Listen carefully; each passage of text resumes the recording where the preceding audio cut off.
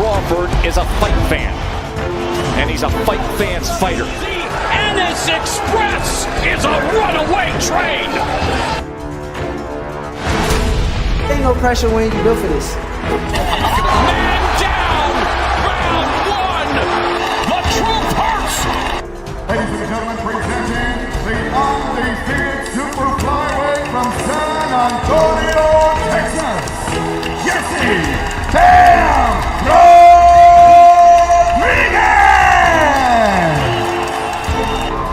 The universally recognized undisputed lightweight champion of the world, Devin the Dream Haney.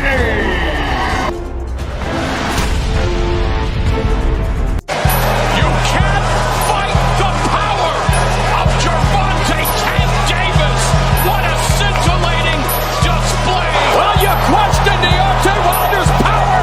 The proof is in the banana pudding as he just turned the lights out. Cool boy Stephen Fulton Jr. The Ennis Express is a runaway train. Ladies and gentlemen, fighting out of Las Vegas, Nevada, here is the skill, the highly regarded Devin the Dream Haney.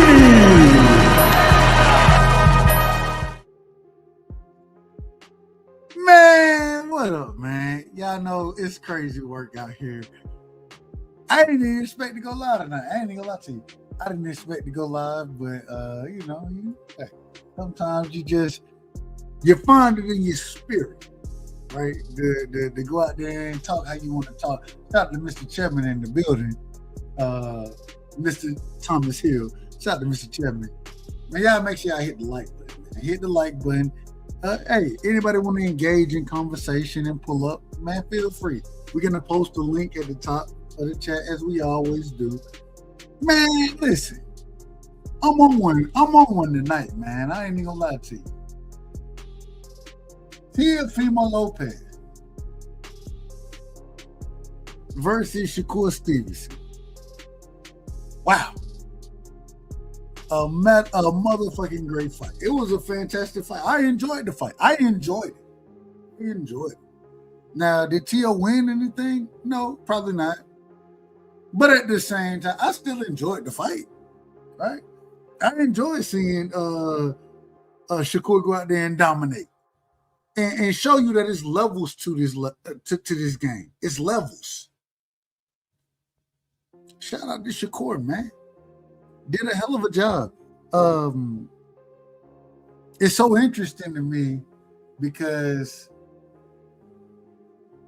when I watched the fight, I was thinking to myself, I'm like, okay, I think Tio is the more athletic guy. When you're more in any sport, the more athletic individual usually has some type of advantage, right? Usually. The problem is in this situation is Tio's more athletic, but can't hold this man. He can't hold that man's shoestrings. Shout out to 93 Octane in the building. Shout out to Blue Hustle Man in the building. Shout out to D Ray in the building. Mr. Chairman Thomas Hill is in the building. Salute, man. I love y'all. Appreciate y'all for pulling up. Y'all, man, make sure y'all hit the like button. Let me get you right, Octane. I seen you over there. You know what I'm saying? We gonna get you right. We don't. You know what I'm saying? We gonna keep it in order. Let me put it that way. We gonna keep it in order. But I watched all this go on in the fight. And now I'm listening to YouTubers, individuals that get on YouTube and they say they're content creators, right? No, and I mean no disrespect to anybody. Man, this is how it's supposed to happen. Man, Tio, he wouldn't get. That ain't what y'all was saying before the fight. Ain't nobody say this before the fight. When I said, man, it's gonna be a wash. It's gonna be an easy wash for Shakur, right? Like I didn't have it. And I'll be honest, I had it 9-3. I thought it would be like a 9-3 fight. I could never see 11-1. Never could see that. But that's what the brother. That's what happened. 11-1. I don't even know. Do you drop? You know, YouTube they got so fickle out here. We got the vertical, and then we got the horizontal channel. I don't even know. How do you drop the link for the vertical channel? I don't even know. I'm out of order probably, but it is what it is. Shout out to the vertical channel. Y'all let me know if y'all can see the link. If y'all can't see the link, y'all let me know. I'll find a way to drop it. But I ain't never dropped the link in the vertical chat. Respect. But I said, listen, when we talk just strictly boxing, instead of talking about all the other nonsense, we're talking strictly boxing, the point system, those type of things. Shakur Stevenson is a better boxer than Teofimo Lopez is. Teo is more athletic, but he gonna get his ass whooped. That's what we. Anybody who understood what was going on with boxing would say that. And now all of a sudden, what ends up happening? Teo get whooped. Mr. Chairman, real quick, did you drop that in? Okay. I think Mr. Chairman dropped the link in the vertical chat, I believe. Correct me if I'm wrong, Mr. Chairman. I appreciate that. I don't know how to do it. Hell, I ain't that smart. Most of y'all smarter than me anyway, so it don't even matter. But Teofimo Lopez, he went out there and did some things where I'm looking at it, I'm like, what the hell you doing, bro? I would never go fight a boxer. Right? You're not gonna outbox a boxer. That ain't how things working like. It's interesting to me when Teo said it. Teo said, man, I gotta go in here, I gotta be gritty, right? I gotta be dirty. I gotta force. Like he not talking about outboxing the individual. Shout out to my brother Kazi in the building. Y'all go sub to Kazi. Kazi, I think you on the vertical too. I don't understand this vertical stuff. I see it now. I do understand. I get a little recognition here, respectfully. And hell, y'all ain't got to listen to me. Y'all can leave. But I see the little side piece or whatever. What's that? It's like a little side note as far as the vertical thing goes. I don't understand it. Kazi, I'm gonna have to call you. Mr. Chairman, I might have to call you too. Shout out to Mr. Chairman real quick. We had a great biblical conversation. Mr. Chairman, Auntie, Rose, we had a great biblical conversation of the night. But going back to boxing, this was some nonsense. Teofimo Lopez went out there and did everything that he shouldn't have did.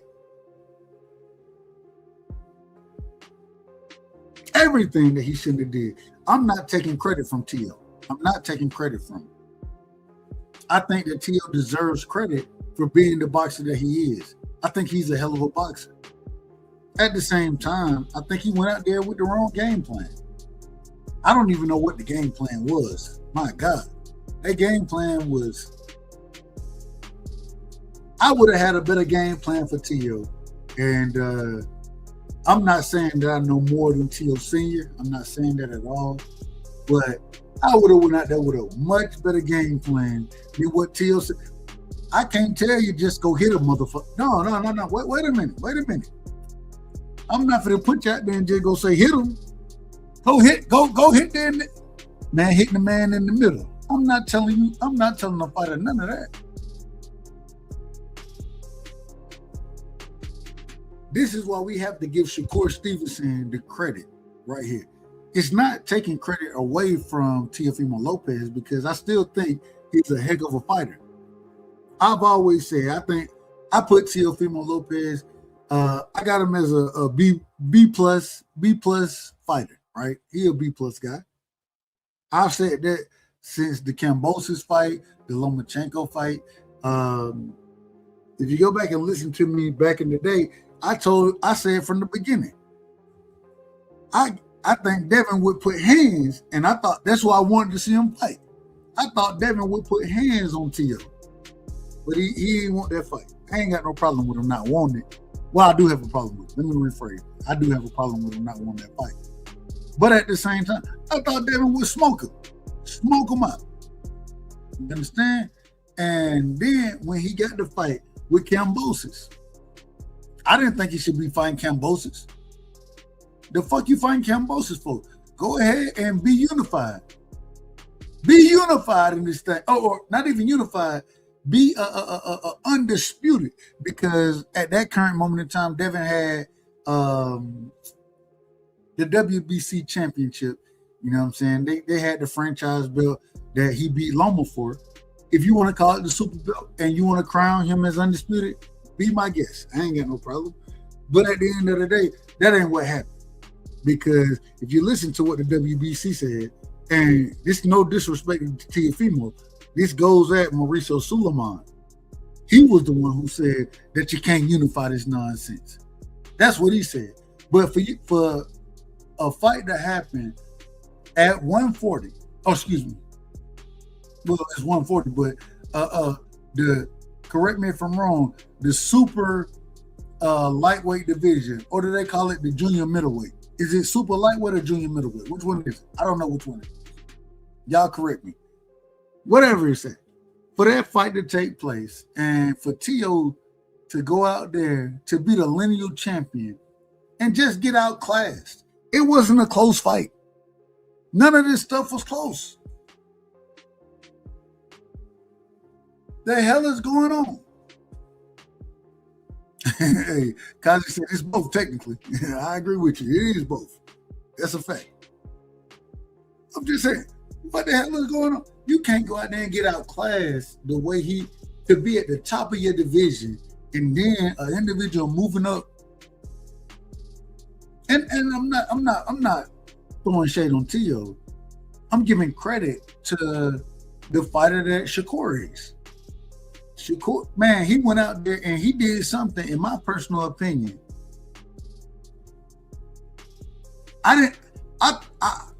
And even before the fight, I said I thought Shakur would win.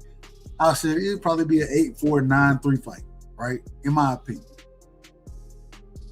The only round Tio won was the round that Shakur took off. The 8th round.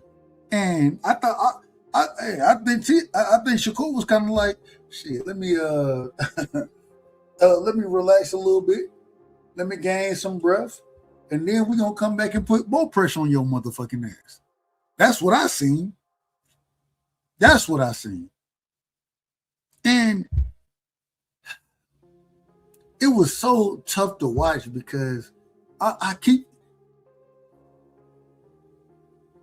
man, Mr. Chapman, you know how I am. Let me play this one right here, man. Mr. Chapman, you know me better than most. You know what I'm saying? Heaven. I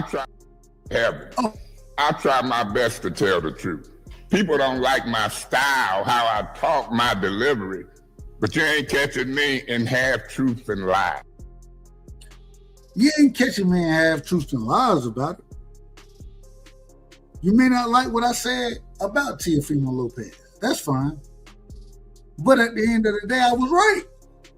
He can't box with Shakur. I think he picked Shakur in this situation because he thought he could be the bigger guy. He should have been fighting Devin a long time ago. He ducking the smoke with Devin. But now we got to put pressure on Shakur. And this is, I want to speak on this. I want y'all to pull, anybody who pull up, you could talk about the fight and all that kind of stuff. I ain't got no problem. We got to put pressure on Shakur now. The reason we got to put pressure on him is because we don't want to see you go back down to 35. That's not what we're looking for. We want to see you either do one or two things. You either reign in the division, and if you reign in the division, hey, we want to see you against the Gary Antoines, right? We want to see you against the Africas of the world. We want to see you against the Dalton Smiths of the world. We want to see you, if you're going to reign, then reign, nigga. Reign. But I don't think you're going to do it. Oh, I got my brother in the building, man. Let me be in order. Blue, give me 1 second. I got one more thing I'm gonna say, and then I'm pulling you up, bro. I swear to God, I got one more thing. We want to see you reign in the division, bro. If you're not gonna reign in the division, then don't sit here and call out Conor Ben, because we all know you'll whoop Conor Ben ass, and then while you're trying to put a rehydration clause on him. If you truly want to be that guy, we want to see you move up. Either you reign in the division. We don't want to see you move back down, because you're not a tank fighter in there. Who you gonna fight? You already done said. I don't think. Are you gonna fight Abdullah? Are you gonna fight Murtaza or Murataya? I don't think you're gonna fight none of them guys, which is okay, because I think you have bigger fish to fry. But we're not trying to see you fight a damn Conor Ben. If you're gonna move to 47, nigga, we want to see you in the ring with Devin Haney. I want to see Devin and Shakur. Is it a problem with me asking for this? I rock with both of these fighters. I love both of them. I rock with them. If you look at my headline, you're gonna see Devin and Shakur both up there. I ain't changed it, and I'm not gonna change it, because I rock with both guys, right? But we done got to we need to see y'all fight. I want to see y'all fight. I don't care who win. I want to see y'all get it in. Respectfully.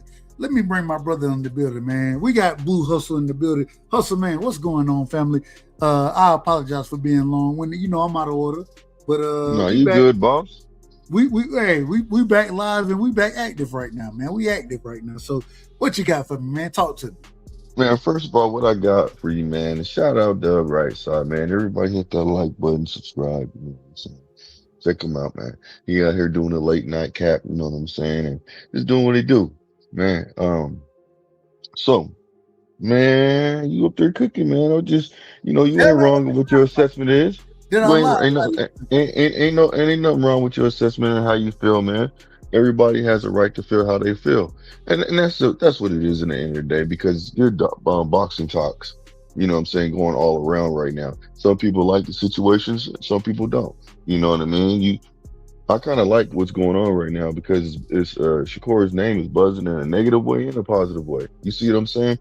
And that's a good thing, because that brings attention to him, And I'm gonna go ahead and say it like this. Let me ask you a question real quick. So, what's the negative? What's the negative on Shakur's name right now, in your opinion? What's the negative? Oh, the negative. The only thing negative right now. Well, two things. There's a couple things that's negative. Well, first thing is, the simple fact is he could have knocked him out. People say, "Oh, he could have knocked him out." I don't like that. Hold on. Now, every time you say it, if you don't mind, give me a chance to respond to, and then I'll let you cook. But I want to respond to the negatives, or anything that you say. I want to respond. So, how the fuck? Who can? Who's talking about a knockout? Teofimo Lopez. This man lost. In my personal opinion, all right, if you want to give him the 8th round, fine. That's a round that Shakur took off. Yeah, he took off, but he still won that round. Rounds, bro. This man lost 12 rounds. I don't care if you knock him out or not. It's more, in my opinion, it's more demoralizing. Mm-hmm. I can always say, if I get clipped with a shot, right? If you get clipped with something, get knocked down, you on the ground, you can't recover in time. That's one thing. To just get beat up, and then I think that's more demoralizing. I think that's way worse than getting knocked out. I would rather be knocked out than just beat up, in my opinion. That's my opinion. I agree with you, and the reason why I agree with you, because I had this it was a little debate going back and forth about being knocked out versus getting beat up, and I told everybody, just like this, I said, just like the same way what you just said, the same thing I said. I'd rather get knocked out, because I can live, I don't have to worry about, the situation of the pain and the swelling and everything like that goes on. You don't know how long you're gonna be hurting for when it comes down to it. Either a week, 2 weeks, it could be, something, an injury that could be a month long. You know what I mean?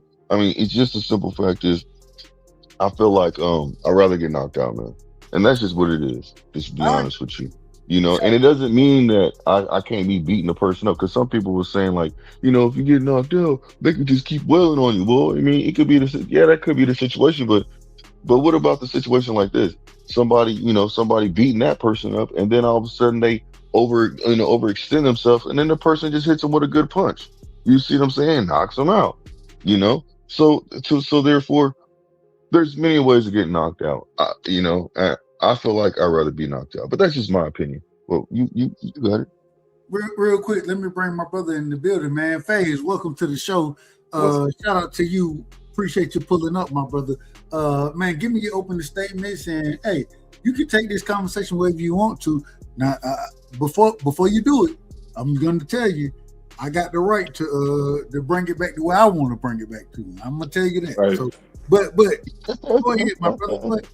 No, I'm honest. I'm trying to be honest. No, you saying everything right. I agree. He should campaign at 140. I think Shakur should campaign at well, you know, I don't think he should go to 135 for sure. But I want to get you this because I really value your insight, Doug. This we ain't taking no credit away from that. We ain't doing none of that.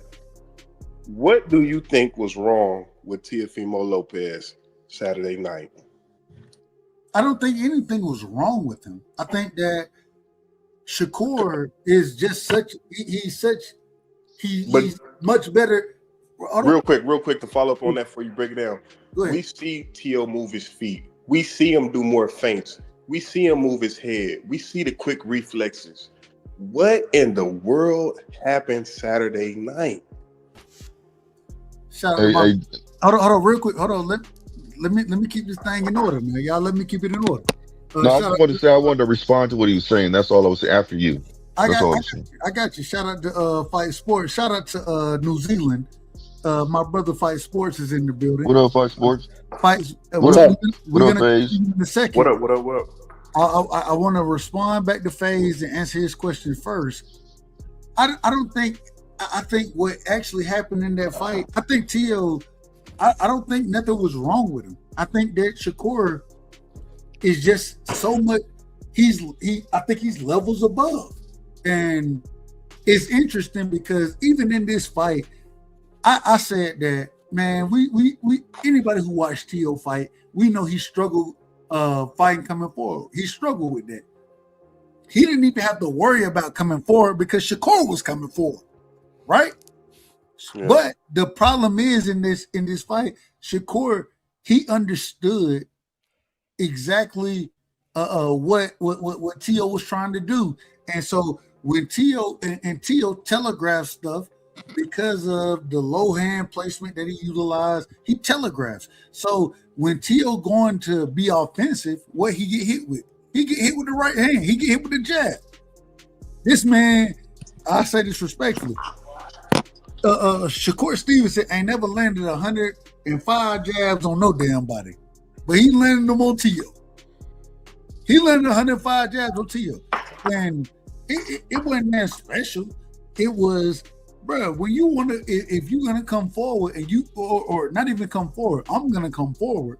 But if once you want to react and be offensive, I got this stick out there for you, and you gonna take it on the chin, nigga. Now what? Now when I'm hitting you on the chin at every chance I get, you can't even respond to it. Shout out to my brother Mex in the building. I got you, Mex. Give me a second. But every time you trying to be aggressive, I'm just gonna touch you. I ain't trying to be too aggressive or anything like that. I'm just gonna touch you, and I'm gonna keep you. The thing that fucked up what Tio got going on. When Tio want to be offensive and he got caught with it, what you got to, the first thing you do when you get hit with a jab and it stop your momentum, your momentum, what you got to do? You got to reset. I'm just looking at it. I don't know, when he walked out there, he just looked like he was on a stage that he never been on. Like Tio, I know I don't mind Shakur whooping his ass all them rounds, but it just looked like that fight shouldn't have happened like that. You know what I mean? I agree with you. I agree that it shouldn't have happened that way, but the not problem like is, that. The problem is Damn. that this is the problem. The problem is that Tio had no answers for anything Shakur was doing. He had no answers. Right. And right. because Right. even when you listen to the corner, and we're gonna do it this way. I gotta get my brother Fight in here. I gotta get Mex in here. Then going to Blue after this. When you have this going on, you getting hit with shit. It's fucking up your timing. It's fucking up your rhythm. You can't even be on pace or be on time with what you want to do because you getting hit with the most basic shot in boxing. Yeah, you just answered my question right there. You did. You just said he made no adjustments. It is registering now. Like he did nothing different. Let me Can I just say one thing real quick? Go ahead, and then let me get after Blue. We going Fight. We going Mix. Go ahead, Blue. Okay. Thank you, fam. Thank you, my friend. What I want to say is this: I want to piggyback off what he said. Just call me Cam. Fam. Oh, fam. I thought you called me Cam. Okay. I like to throw your ass off the panel. Hold on, man. No. Go ahead. Okay. No. Just like It's all good. It's all good. But no, what I want to say is I'm gonna piggyback off what you just said, basically, right? But my assessment was just a little different, just a little. It was that Shakur knew his weaknesses. He knew what, like, he studied them. You know what I'm saying? And he knew what his weaknesses were. He knew what his habits was. He knew what his flaws was when it came down to his fundamentals. You see what I'm saying? And so therefore, anytime that, Tio would do something, he countered him for it. He let him know, and he was first on him. See, first of all, Tio, what he did is he assumed that he was really faster than, Shakur. And that was where he messed up. You shouldn't assume that. What you should do is go in there and do the best you can and have a game plan. But the thing about it, the reason why he really couldn't execute is because Shakur took everything away that he did good. You see what I'm saying? And he didn't allow him to do the things that he normally would be able to do against other opponents. You see what I'm saying? He had a game plan, but Shakur disrupted it with his game plan, and he kept him at bay. He kept him like he put him in a position to where he had to second guess himself, and you seen that what was going on because he even tried to do that little that jump up turn around punch down on Shakur once just to see just to get something going. You know what I'm saying? And Shakur countered him when he did that. So that's what I wanted to say real quick. But, also I want to say the rehydration clause was the second part I was talking about, Dub, but we'll get into that later. Go ahead, you got the floor. We gonna get into that rehydration. Yeah, I got you. Yep, Shout out, real quick, shout out to everybody in the chat. Dank Father in the building, Mr. Gumbo out of order as always, but I love him. I love Mr. Gumbo. Shout out to Mr. Gumbo. Let me see, Eric in the building, man. What is this? Who is it? Somebody in the chat. Negroes be changing their names and y'all got wrenches in my shit. Don't change your name, man. Let me know who you is, respectfully. Shout out to Aircraft Carrier in the building. Let me go to Fight Sport, and I gotta say this. Man, shout out to New Zealand, man. Fight Sports, welcome to the show as always. You know you my brother. What's going on, my brother? Hey, talk to me. Break this shit down for me. Yeah, doing good, Dub. It's good to be back on. Good to talk to you again. I agree with you. There was nothing wrong with Tio. This is actually the result I expected. I didn't think Tio would win a round in the fight, and he barely did, because Tio's never done well with guys who can move. Sandor Martin, Jermaine Ortiz, he's looked terrible in both of those fights. Now, I know he officially... Real quick. Yep. Even in those fights, and I agree with you. I agree 100%. In those fights, those guys, they tried to more or less... They weren't the aggressors or anything. Like they kind of wanted to fight off the back foot. You know what I'm saying? Sandor Martin, fantastic boxer. I thought that Sandor Martin won against Tio. Me personally, I thought that Tio won against Jermaine Ortiz, but I thought that was even if I think he won, I wouldn't be mad at anybody saying that he lost that fight, because I thought Jermaine Ortiz had a good performance there. My question is those were back-footed guys, right? Like they're gonna take them steps back and make you come forward. That's where I always said T.O. struggled at. In this fight, Shakur didn't really take those steps back like that. He walked forward a lot of the fight. He walked forward. Yeah. Well, Break that that makes down. it. Break that down. Yeah. Well, the reason, I mean, Shakur also didn't run against Zepeda. He pretty much stood in front of him. Now, Zepeda's extremely limited, so it kind of made sense that he was able to do that. But T.O. can punch, so yeah, there were questions about whether he would stand in front of him, but he did, and I guess the reason why is because he knew how T.O. was going to attack. He was able to time him, and T.O. just became predictable. So it kind of made it more humiliating. Well, no, it did make it more humiliating for T.O. because, yeah, Shakur was in front of him the whole time, and he just knew how to take the sting off of T.O.'s shots because T.O. never hurt him once. So, yeah, it was great from Shakur, but this is actually the fight I expected. I was actually surprised that Keyshawn dealt with Jermaine Ortiz. That was the one that shocked me. But yeah, hats off to Shakur. This is what I was expecting. I ain't got no problem with it. And real quick fight, stay with me for a quick second because we got to talk about these other fights. We got to talk about the Jermaine versus Keyshawn fight. We got to talk, and I ain't even gonna lie to you. My favorite fight, and I got Mex, I'm coming to you next, so be ready. My favorite fight of the weekend was Bakram Murtazaliev versus Josh Kelly. That was my favorite fight of the weekend. I want to talk about that as well. But before I do that, I want to get my brother Mex in here. Mex, hey man, Mex, what's going on, fam? What's good, my dog, man? What up, bro? What you got for me, man? Talk to me. Oh man, I mean, I think anybody who's watched any of those guys fight knew exactly what was going to happen. You know what I mean? Like, styles make fights. Just like Dude said earlier, T.O. always has problems against guys with good feet that can move. They're both counter punchers, so someone got to be the initiator. And we all know, as great as he is, Shakur ain't never going to initiate no offense, bro. Hold on, no. Hold on. Don't get walking forward and popping a jab as initiating offense, bro. He was still waiting. He was still waiting for T.O. to go for a shot to take his one step back and counter, bro. Like, regardless if he took the center of the ring, regardless if he was walking forward. He's still waiting for a counter. He's just moving forward to counter. But if you listen to the interviews too, there's been interviews with Shakur and Bud where they were talking about Bud was telling Shakur, stop going back so far, right? Just take one step back or half step back so you can be in range of hit again, which it looks like he followed the advice because he was there all night just slipping shit and popping them. But I think it's a hard style to beat. But it's going to take someone with speed and power or someone that don't give a fuck.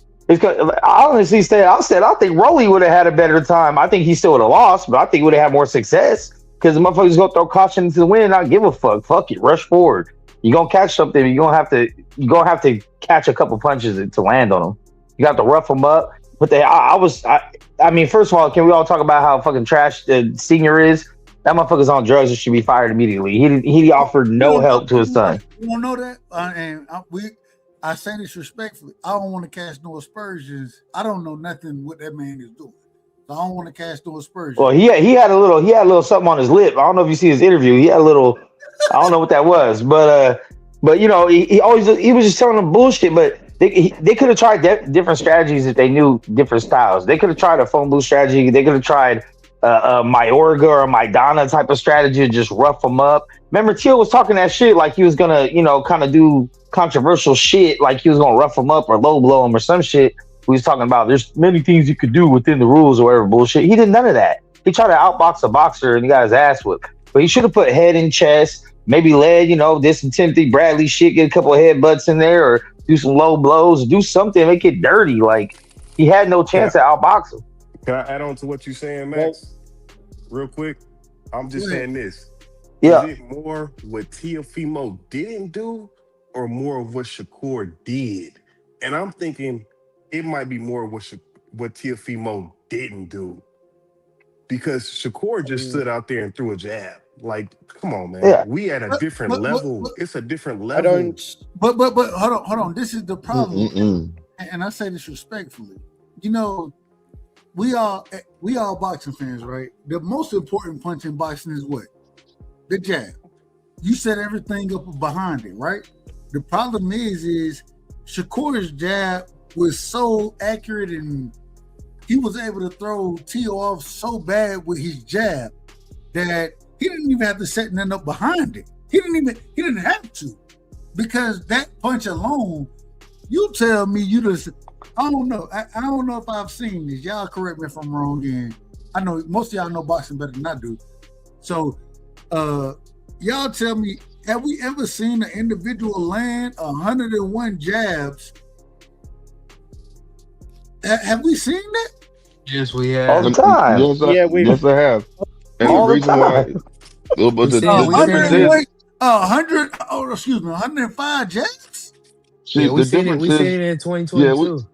yeah, we've seen that before. But the thing is that Shakur fights differently every fight. He just fights a certain way because whatever he has to do to win the fight. And if he's upset, he's gonna do certain things. Like, not upset, but if he has, like, if he feels like he needs to go in there and prove a point, he's gonna go in there and prove a point.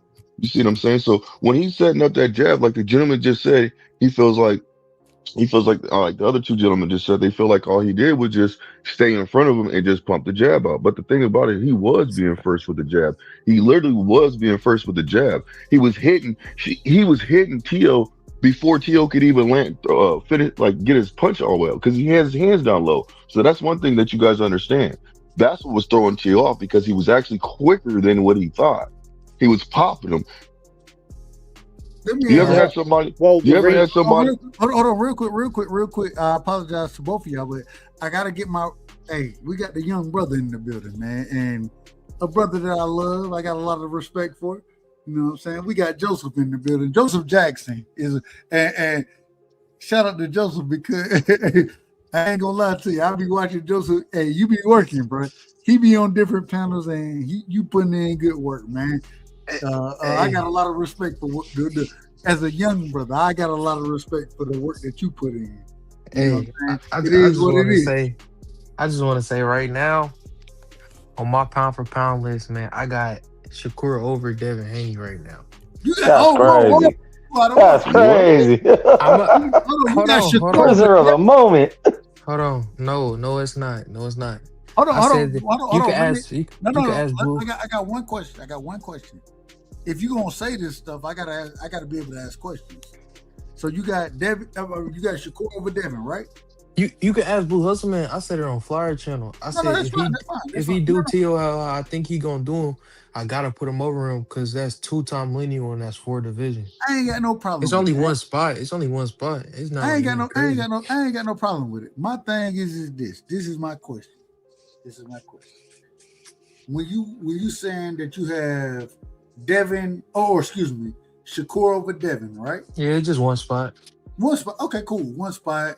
You got Shakur 3, Devin 4, Shakur 4, Devin 5. Shakur 4, Devin 5.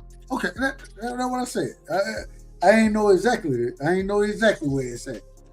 Man, I got all them niggas over Monster. I got them all over Monster right now. I got them all over Monster Inoue right now. Really? Yes. Racist. You can say racist. That. You can say that. I'm racist. Now I'm racist. Y'all see how? Yeah, That's okay. I definitely got Shakur. Dub, could I just ask you? Go ahead. Hold on. Let's be in order. We're gonna be in order on the show. We're gonna be in order. Fight. Go ahead. And then we're gonna move accordingly. Go ahead, Fight. Ask your question. Respect. Well, I've got Inoue number 2 behind Usyk. Where do you put Inoue? Do you have him in the top 5? I got Inoue 5. I got Inoue number 5. Okay. Yeah, I just have him number 2 because of his accomplishments. But yeah, everybody's top 5 is different. But going back to Shakur standing in front of Tio and still being able to take his shots. I mean, Tio's shown that he he looked really controlled against Lomachenko when Loma was, and I'm the biggest Lomachenko fan there is. There was nothing wrong with Loma that night. The injury wasn't the problem. He was just very wary of Tio's power. So Tio looked very controlled that night, but because he was. But when he fights guys his own size who are able to move away and take the sting off his shots, he kind of looks a bit amateurish. So Shakur wasn't intimidated because he thought, well, if I just don't give this guy an opportunity to land, then he's not going to make any adjustments. And going back to his dad, like Mex, you brought it up, Tio's dad is one of the worst trainers in boxing because whenever these guys mess up, whenever these guys either perform horribly or they lose a fight or both, they just have nothing but excuses afterwards. It's never, we need to go and improve on this. We need to change our training. We need to get different sparring partners in. The guy's an entitled motherfucker. He blames the entire planet before he blames himself for anything. He's terrible. But you know what I think? You know what I think it is though? Go ahead. T.O. Senior is scared to go get help. Like this, why I always commend Bill, because like he don't know everything, but he'll go get the right person for the situation. But the difference, like, it's like he don't want to do it. Senior, when I'm saying senior, I'm talking about Tio Senior. The difference is Bill has brought in different guys continuously through Devin's career. I can name at least, I'm gonna say 5. I could probably name more guys that have came into Devin's camp that Bill ended up being the head guy. And I've said this for a long time. I said a while ago, Bill, get the hell out of there. Parrot instructions, because you got Devin here. Parrot these guys' instructions, but at the end of the day, Bill has always brought these guys in. It's a fact. Well, Tio told everybody he was going to lose. What did he say in that interview? What did he say in the interview? The exact way he lost. He said, he's got a pretty good jab, but once I figure out how to get by that, he's food. He ain't never figured it out. He knew before they even stepped in the ring that the jab's going to be a problem. Next, you know boxing like I know boxing. Tio, he can say whatever he's going to say, right? But you got to go do it in the ring. Well, that's what I'm saying. He never said that he figured it out. He said, once I figure it out. It means he hadn't figured it out yet. He never did. He never claimed he did. But my question is, what adjustments did Tio make in the fight for him to be successful? What was he coached on to make adjustments? And that's my problem with it, Dub. I'm still sitting here baffled at how a guy that you grew up with, you seen him fight, you've been watching him, you sparred him, you know so much about him, and you get in there and you a lineal champion, you undisputed twice. You get in there and you do nothing. Hold on. That motherfucker went undisputed twice. Don't give him that. Well, look, he 2-time lineal. Hold on. Let's go ahead and clear this up, because this always ends up being a topic of conversation.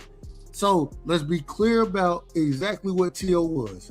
Tio was never undisputed, right? Nope. Even though, if you ask me, all right, the franchise title, according to hold on. Nope. No. I'm doing this. I'm trying to do this the right way. I'm trying to. Yeah. Y'all help me out. Y'all work with me. Here, not against me. The franchise title, we all agree that at one point in time they said you can't unify with the franchise title, right? The main title is the WBC champion or the WBC champion. That's the main title that you can have. That was Devin at the time, right? We all agree. And even if, and this is my problem with all of this stuff, even if we say that, okay, the franchise title is this, well, the WBC say, man, hey, once you win a vacant title, what you got to do? You got to defend that motherfucker against both. You got two mandatories you got to defend it against. That's what they say. The WBC say that. I don't say it. No, that's cool. I don't care if you're undisputed or not. But But I'm but just at the saying, end of the you day, came up I with this do guy. think that. Yeah. Last point. I do think that we have to give T.O. credit because No. even no. Oh well, you can say no, but I'm gonna tell you why. We have to give him credit because even though I don't think he was undisputed, outside of he beat Lomachenko, right? Yeah. He lost against Kambosos. Cool. Yeah. Hey, that's I thought he got his ass whooped, me personally. And I I'm do not too. I'm not that guy who's gonna say if you got a hole in your throat, supposedly. I ain't see it. I didn't see it, so I don't care nothing about it. That's just my opinion. But then you went up there, you moved up, you beat Josh Taylor. I expected you to do that. You struggled against Sandor Martin and you struggled against Ocampo at the time. You struggled, but you won those fights and became lineal. So we're gonna give you credit for the fights that you've won. We're gonna give you credit for it. But then this man go in there and wash you. Like that makes no sense. It makes no sense, especially for a guy that you've seen so long. You know what I mean? You've seen this guy. You're a boxer. You've seen this guy since the amateurs. He You knew go he in couldn't there. beat him. That's probably what it was. That's probably He really what it was. he That's knew He he did it has though. to He be knew couldn't. the what it whole was. time. He It knew has he to really couldn't. be. That's the only thing that makes sense. You know what I mean? Like I'm just gonna But go in here. but Let's but but dump. it got to a point. It got to a point where he had to take the fight. He had to. Listen, I listen. would have given him You more credit if he I would have think tried. To be honest, look, you guys. We Look, all sitting here. We Wait sitting a here minute. Wait a questioning minute. if Wait he a minute. Wait a tried. minute. Let's be in order. Let's go. And the reason I apologize to everybody. I want to be in order so we can hear what everybody's point is. We going fight sports. We going Mex. We going blue. Go ahead. Yeah, Faze, I agree. He didn't make any adjustments and he should have known better. But the thing about Tio is that, again, he and his crazy dad, they never make adjustments. They never learn anything. Every time he has a bad performance, it's just a million excuses. They'll blame the promotion. They'll blame the promoters. They'll blame the ref. They'll say that Tio almost died walking to the ring, which is so stupid. It's just nothing but excuses. So when he's getting outboxed, it's kind of similar to Wilder against Parker when he was getting outboxed. He didn't fight with any urgency because he probably thought he was going to land. Tio kept thinking, if I just catch this guy, he'll quit. Like he's scared of me. He's probably thinking everybody's scared of his power. It's just this is the result when you're just so deluded and you have nothing but excuses every time it goes bad for you. I mean, him losing to Kambosos, he lost the fight fair and square. There was no health problem or anything, but that's looking more and more like Ricardo Mayorga against Vernon Forrest. It was just a crazy upset. But after you get outboxed by Jermaine Ortiz and you look terrible against Sandor Martin, he should have learned, but he never learns. So that's why he didn't make adjustments because he never thinks he has to.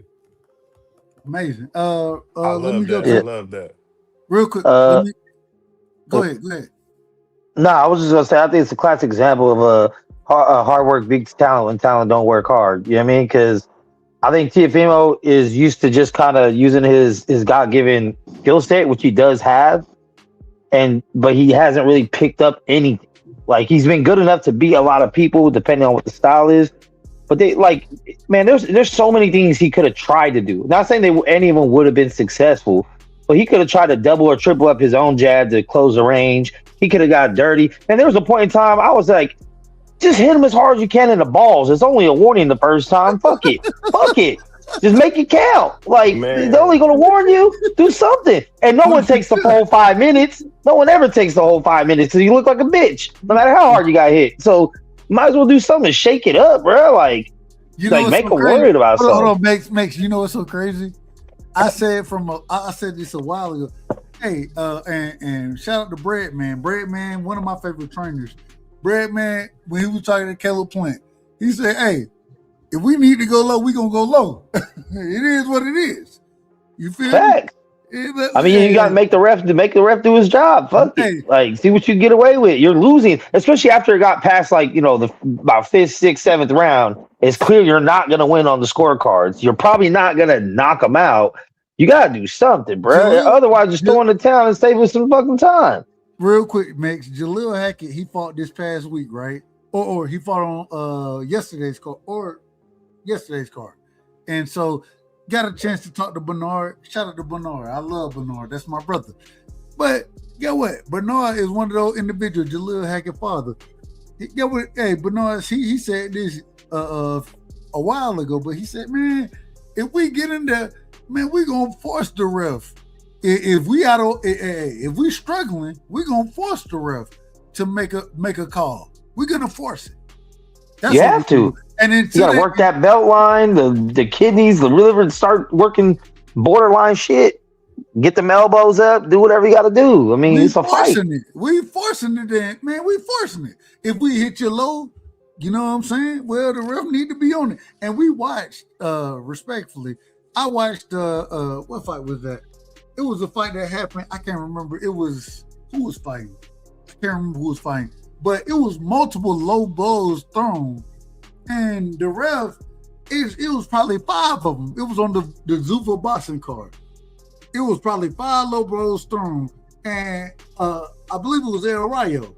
El Rayo was throwing the low blows against what's his name? I can't remember the brother's name. But I was thinking to myself, I'm like, bro, at some point in time, bro, I'm gonna start kneeing this shit out of this. Man, I'm gonna fuck it. All right, we in a fight then. All right, we in a fight. Cause you keep hitting me in my damn dick. And nigga, you out of order. Dub. He was trying to do some dirty shit, but the problem is Shakur got that shit in check around like round 4. Cause he start putting that forearm in his neck in the clinch. Like it was just like he said, if you're gonna be dirty, I'm gonna be dirtier. And like he stopped doing it. So that's the ref even had to tell Shakur to stop using his elbow. But yeah. He put him in check. Hold on, no, y'all out of order. Fuck them damn elbows. It's one thing for me to. I meant forearm. I meant forearm. My apologies. I meant forearm. It's one thing for me to give you the forearm to push you off me. It's another thing for me to hit you in the dick. These are two different things. But it was the way he was doing it though. Like yeah, he was being aggressive to his throat. Hold on. Let me. He shoved his forearm in his throat. Like let me a punch. Let me get Uncle Shelton in here, and he gonna be out of order anyways. But let me get Uncle Shelton in here, and then we're gonna open the panel back up. Uncle Shelton, no, it's on me. I'm gonna go after Shelton because I have something to say. So that's fine. You can go after him, but let's get him in the building. Uncle Shelton, what's up, you there? Yes, hey, I'm taking this on the chin now. Shout out to you. Yeah, Georgia got their ass whooped. I ain't got no problem, and I was there. Me and you, we gotta find each other behind the scene. Cause I was ready for the action, but you know, Lou said, man, Uncle Shelton looking for you. I said, damn, you ain't gotta look for me. I ain't running, but it is. I had to tell you about that one. But man, look, somebody asked me about this fight Friday. They asked me honestly. They said, what chance do you give Teofimo to win this fight? And I said, slim and none. and none that, hey, hold on. Slim them running down the street, and none might be under the bed right now. Yeah, slim and none, because Teofimo had no physical advantages in this fight. He didn't have a speed advantage. He didn't have a footwork advantage. He didn't have reach. Punching power is suspect because he ain't not nothing else like he got the 40. He don't have IQ. He don't have a boxing ability.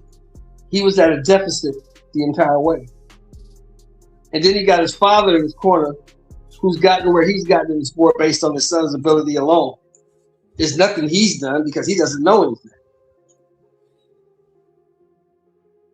Hello? I mean, T.O.'s in a bad way, man. T.O. has got to figure out what he wants to do. Because I heard somebody say it a minute ago, and it's true. T.O. is good enough athletically and with the stuff he's learned through the amateur system and other trainers he's been around to beat a lot of people. But when you get to the top level, the exceptional fighters, the special fighters, he's never going to beat any of them because he doesn't have the skills. He's not as good. He beat Lomachenko. He beat a little guy who he was bigger, faster, and stronger than.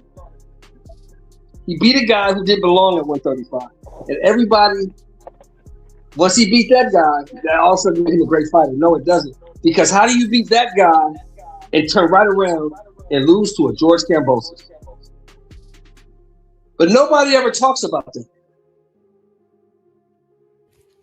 You beat Shelton, supposedly great Loma, and you turn right around and lose to this guy. How good was Loma? See, this is the problem. At that point, how good was he? This is the At problem. that time when he fought him, how good was he? He was the guy. But hold on, wait. This is the problem I have with all of it, right? So when we look at Lomachenko, real quick, and I want to do this. Everybody, I'm gonna pass it around real quick. Is Lomachenko a Hall of Famer in y'all opinion? Starting with you, Blue Hustle. Answer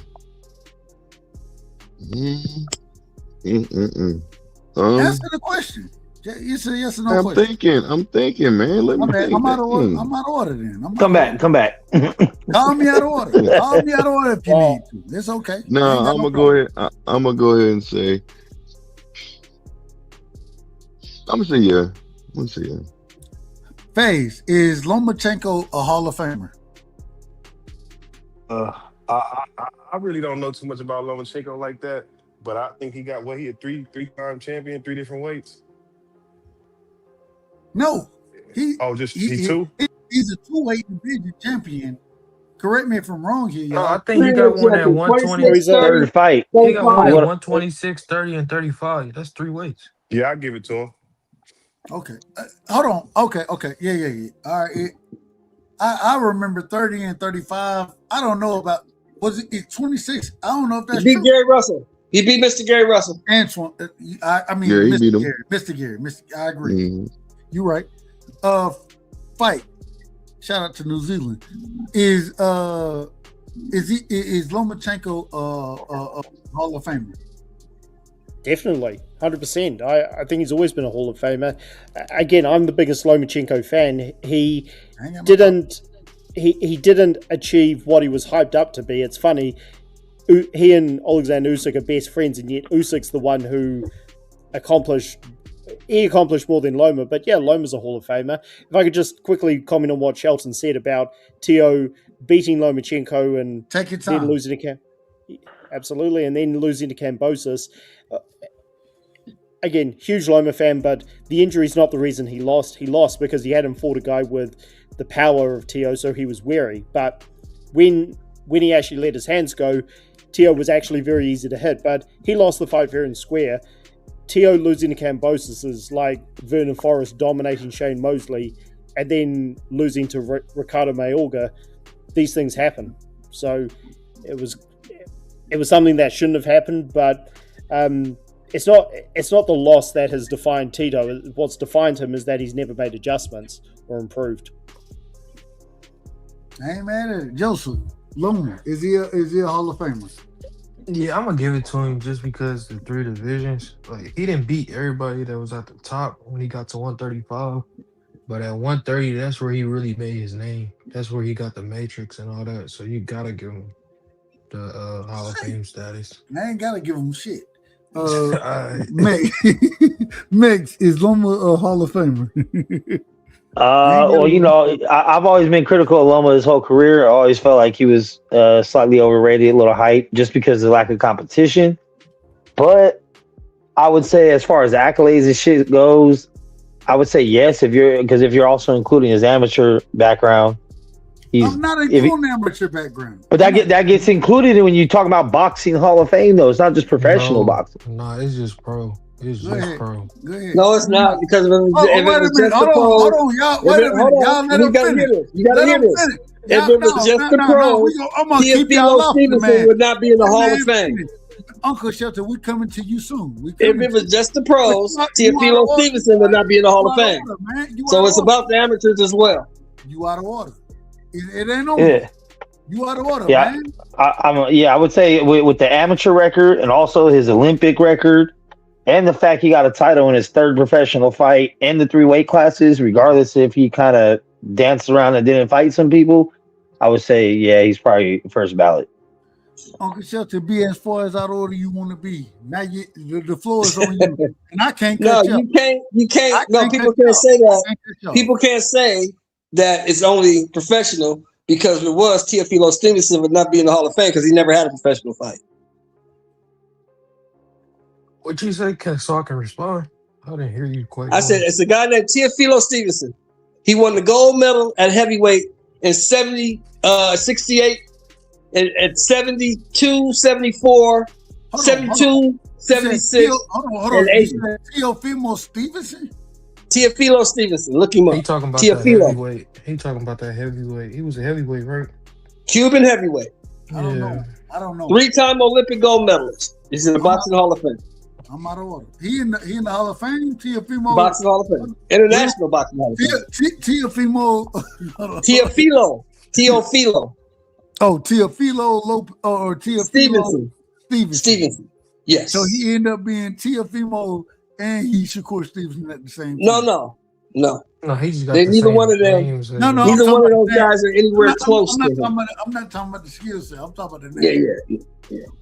So, what I'm saying is this. I just thought is Lomachenko a Hall of Famer? I literally thought you was bullshitting when you said it. No, I'm telling you the truth. I'm telling you the absolute truth. That's fact. No, you in order. Go ahead. Lomachenko is 385-1. Am I correct? I don't know. I can't. Something crazy like that. He got a great amateur record. Hey, and he's 18-3 as a pro, champion in 3 divisions. I'll throw it back to you, Dub. Do you think he's a Hall of Fame? No, I don't. Wow. Okay. You go out there. I disagree with you. You can disagree as much as you want to. Yes, 396-1. Well, I get a chance to make my point now. I let y'all make y'all point. I'm gonna make mine. I understand what you're saying. I think he's a hell of a fighter. But when you go out there and you lose to Orlando Salido, which nobody on this panel is going to say that this nigga is a Hall of Famer, Orlando Salido. We're not going to say that. You can tell me what if you want to put them, and they don't have an amateur boxing Hall of Fame. They don't have that. But at the end of the day, when he ran up against the best guys, I give him credit for being Mr. Gary. I give him credit for that. But when he ran up against the TOs of the world, lost, the Devins of the world, whatever you want to tell me, I know folks will say, man, that was a close fight. He lost. He lost that fight. He lost it. He lost. Anytime he ran up against the top guys, he lost those fights. He did. If I were to ask you right now, what's Lomachenko? And I know y'all gonna tell me Mr. Gary. That's what y'all gonna give me. What's Lomachenko best win? Who that white boy he fought? No. Who that white boy he fought? What's his name? At 130. He fought a white boy. Alan Carolla. No. I think he was Luke Campbell. Luke Campbell? I think he was from Brett. Not Luke Campbell. Not the gold medalist. Not the gold medalist. You saw how order. At 130. Hold on, real quick before I let you finish. I'm gonna let you finish. You see how far out of order we got. So just in a quick second, when I asked what's his best win, Negro started asking, man, he fought somebody that was somebody. This is where we at. Hold on. This is where we at with this conversation. Doug, Hold on. Y'all out of order. I'm in order right now. It's on me. This is what we're talking about. All this stuff that y'all want to say about Lomachenko. Do I think that Lomachenko was a fantastic? That man is fantastic. The way he changed angles, I give him all the credit in the world. The way I think he revolutionized, in my personal opinion, he revolutionized footwork in the sport of boxing. No, I think he did. No. Well, you don't have to agree with me. That's fine. You out. Hold on. Let me finish. You out of order, Joe. I think that was Joseph. You out of order. What Bam does right now is exactly what Lomachenko has been doing. That's what Bam does. His footwork is exactly like Lomachenko footwork is. That's a fact. Correct me if I'm wrong, somebody. But I give him credit for revolutionizing or for having. Pacquiao did that first, though. That's what I was gonna say. That's what I was all right. If you want to give it to Pacquiao, that's fine. Yeah, all I'm saying is this. At the end of the day, when we talk about Lomachenko, yes, he did fantastic things for the sport, But the man, you can't. We're still arguing about his best win. He ain't beat I'm no not. damn body. Well, I'm not. Who he beat? Linares. That's his best win. Devin, but y'all tell me it's crazy when I talk about Devin Gary Haney Russell. being when I talk about Devin Haney being Linares, y'all tell me now. Oh no, we can't do that. How many divisions was Linares He didn't champion knock in? him out. Dub, can How I? many Loma divisions knocked him was out. he Can I champion in, comment on Max? that? Can I comment on that? Go ahead. Hold on. Well, the reason. Hold on. Let's put it in order. We go and fight. Real quick. No, I was supposed to go ahead, man. I apologize. See, Yeah, he keeps skipping my dog. No. That's why I did it this way. We're going to fight. We're going blue. Y'all want to pull up and jump in? Y'all let me know. But I want to keep it in order. So fight. Go ahead, blue. We come to you next. Go ahead, fight. Well, first on his best win, you already said Gary Russell and Joseph mentioned Linares. I would say it's either them or Nicholas Walters, because that was a fight between two of the biggest prospects in the game, and Lomachenko walked through him. They don't even know who Nicholas Walters is. That's Man, what I was Walters talking had a fight about. for 2 years. Hold on. Wait a minute. I'm out of order. I started that. Yes, you are out of order, Dub. You're out of order. I called myself out. I said I'm out of order. I'm out of order. It's on. No, but Go Dub, ahead, that's who I was talking about. Nicholas Walters. Hold on. Go ahead. I Go ahead. I just forgot his name. We got to let Fight finish first. We got to let him finish. Go ahead, Fight. Yeah, well, Walters had knocked out Donaire at the time. He was he was a multiple. Sorry. No. I'm reading the check. I apologize. Go ahead. Okay. Don't worry about me. He had won multiple titles at featherweight at the time. He had drawn with Jason Sosa, knocked out Donaire, knocked out Victor Narchinian. So that was a tremendous fight at the time. But the reason, and this is no offense to Walters, I'm not shitting on him, but the reason you just asked, well, who is Walters, is because he went nowhere after the fight. I mean, he basically retired. So that's what I'm saying. Go ahead. But at the time, he was still a huge. He was decent at the time. I agree. Yeah, I mean, at the time, Mayweather fought Ricky Hatton. That was a very amped up fight. But afterwards, Ricky, and not to speak ill of the dead, but Ricky Hatton, his career went downhill after that. I love Ricky. I'm a fan of Ricky Hatton. I'm a fan. So yeah, we all love Ricky Hatton. So I'm just saying, at the time, that was a huge win for him. And you talked about Lomachenko losing to Salido. Well, Bernard Hopkins, he lost his first professional fight to Clinton Mitchell, a guy who nobody's heard of. So I don't think the loss defines him as a guy who's not worthy to be a Hall of Famer, because Marvin Hagler, he lost to several guys who are like Willie Monroe. He was not a top level fighter at the time. Marvin Hagler lost to him. So I don't think the loss really affects his career that much. I ain't got no problem with you saying it. All I'm telling you is that even if you're gonna be considered for the Hall of Fame, in my personal opinion, right? I do, and this is what I would always, the one thing I would tell you I'm wrong about. The amateur career is always looked at. I don't look at it. I'm not really. I can't break that. I can't break that down. You know what I'm saying? I ain't that smart. So most of y'all, like I tell y'all on a regular basis, y'all smarter than I am. I can't break down the amateur career. But as far as his pro career, Lomachenko is not a Hall of Famer to me. He's not. You say he lost to Salido, right? Fact, did he not? Okay, he lost to Salido. But guess who else lost to Salido? Who else? Juan Manuel Marquez lost to Salido. And? Is Juan Manuel Marquez a Hall of Famer? Yeah, they got him in there. I would put him. I would say yes. And Orlando Salido beat the shit out of him too.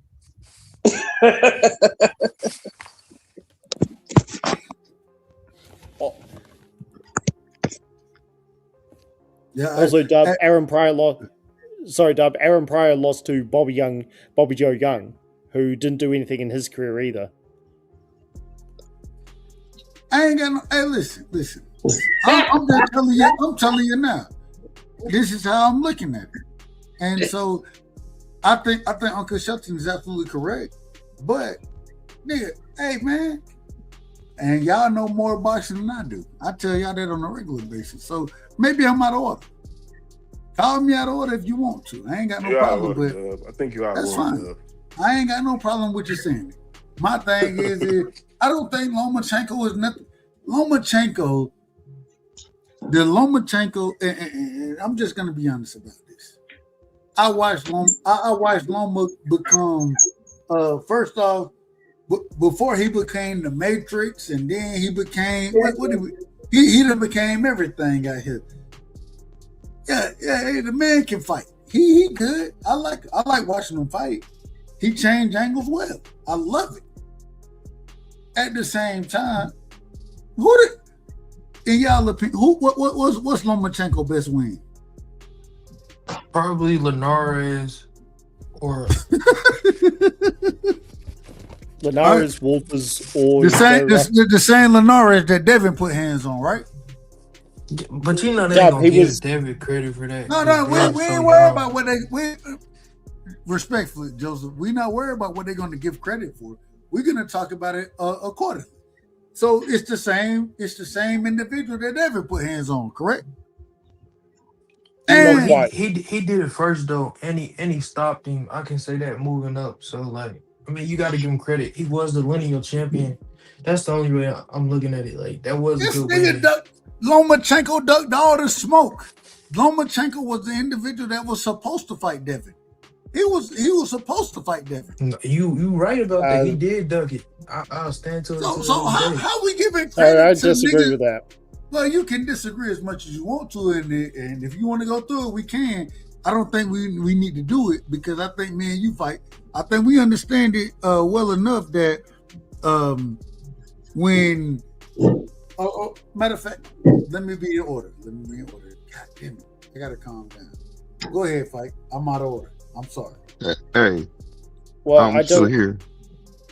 Go ahead, fight. Well, just quickly on Devin beating Linares.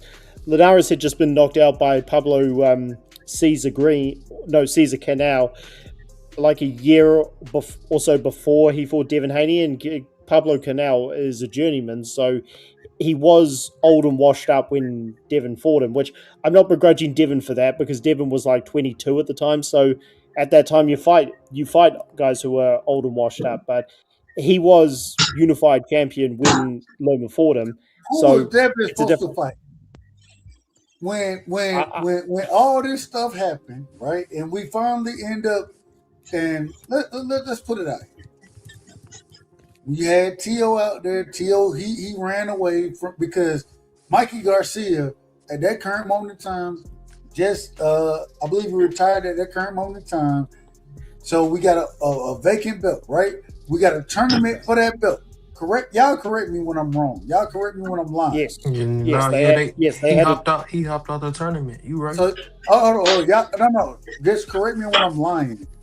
Oh, okay. We watched all of this happen in front of our face. It was supposed to be because once Mikey Garcia once Mikey Garcia did what he did, I'm gonna put it that way, retired. It was supposed to be a tournament for the WBC championship, right? Devin was in there.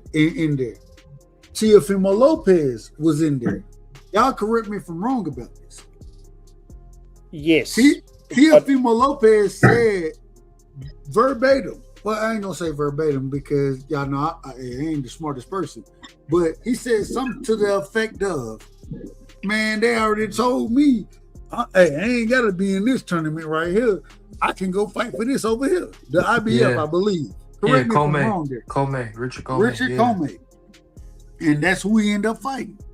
And then once again, the whole situation is supposed to be going on. They stopped the situation and they gave the opportunity to Lomachenko. Correct me if I'm wrong here. Who are you talking about, Doug? Yeah, the WBC, because I think they were supposed to fight for a vacant belt. Him and it was the vacant title was from Mikey Garcia. Mikey Garcia. No, but I'm saying I think Devin and who the gold medalist that Ryan beat. I think they were supposed to fight for. It was supposed to be Devin, Luke Campbell. It was supposed to be Devin and Luke Campbell. And then they moved they it. they changed it. They changed it, and these individuals started fighting. And they wouldn't even fight for nothing. But they changed it. And then Devin ends up being the WBC champion. And then what happened? See, this is what people don't talk about. And I'm going to talk about it right now. Hold on. No, you out of order. And I'm going to call you out of order. Respect. My bad. I love you. I love you. But what's supposed to happen, if anybody read the WBC rules, once a vacant title is taken, right? Lomachenko took the vacant title. Lomachenko fought Luke Campbell for the vacant title. Correct me if I'm wrong there. Yeah. When he became champion, he's supposed, and this is according to the WBC rules, you gotta face, before you try to unify anything, you have mandatories. You have to fulfill your mandatories immediately, according to the WBC. Correct me if I'm wrong there. Yeah, but he petitioned for the. No, correct me if I'm wrong with what I'm saying. Yeah, you're right. He can petition for what he wants to. Hence the reason the franchise belt ends up being in play, and we all sitting here looking at the franchise belt like, what the fuck is this? What's going on? Oh, this is out of order. What is this? This is what we all looking at it as at that current moment in time. I don't know if y'all remember this. Do y'all remember this time? Yeah, it was crazy. Of course, I remember all that bullshit you was talking about. Get to the point. I'm standing right here in front of all of it, and the thing is what happens is Lomachenko, he ended up being crowned champion, right, against Luke Campbell, even though he got out of the quote unquote situation he's supposed to be in, and then even with him being crowned champion, he's supposed to fight Devin first.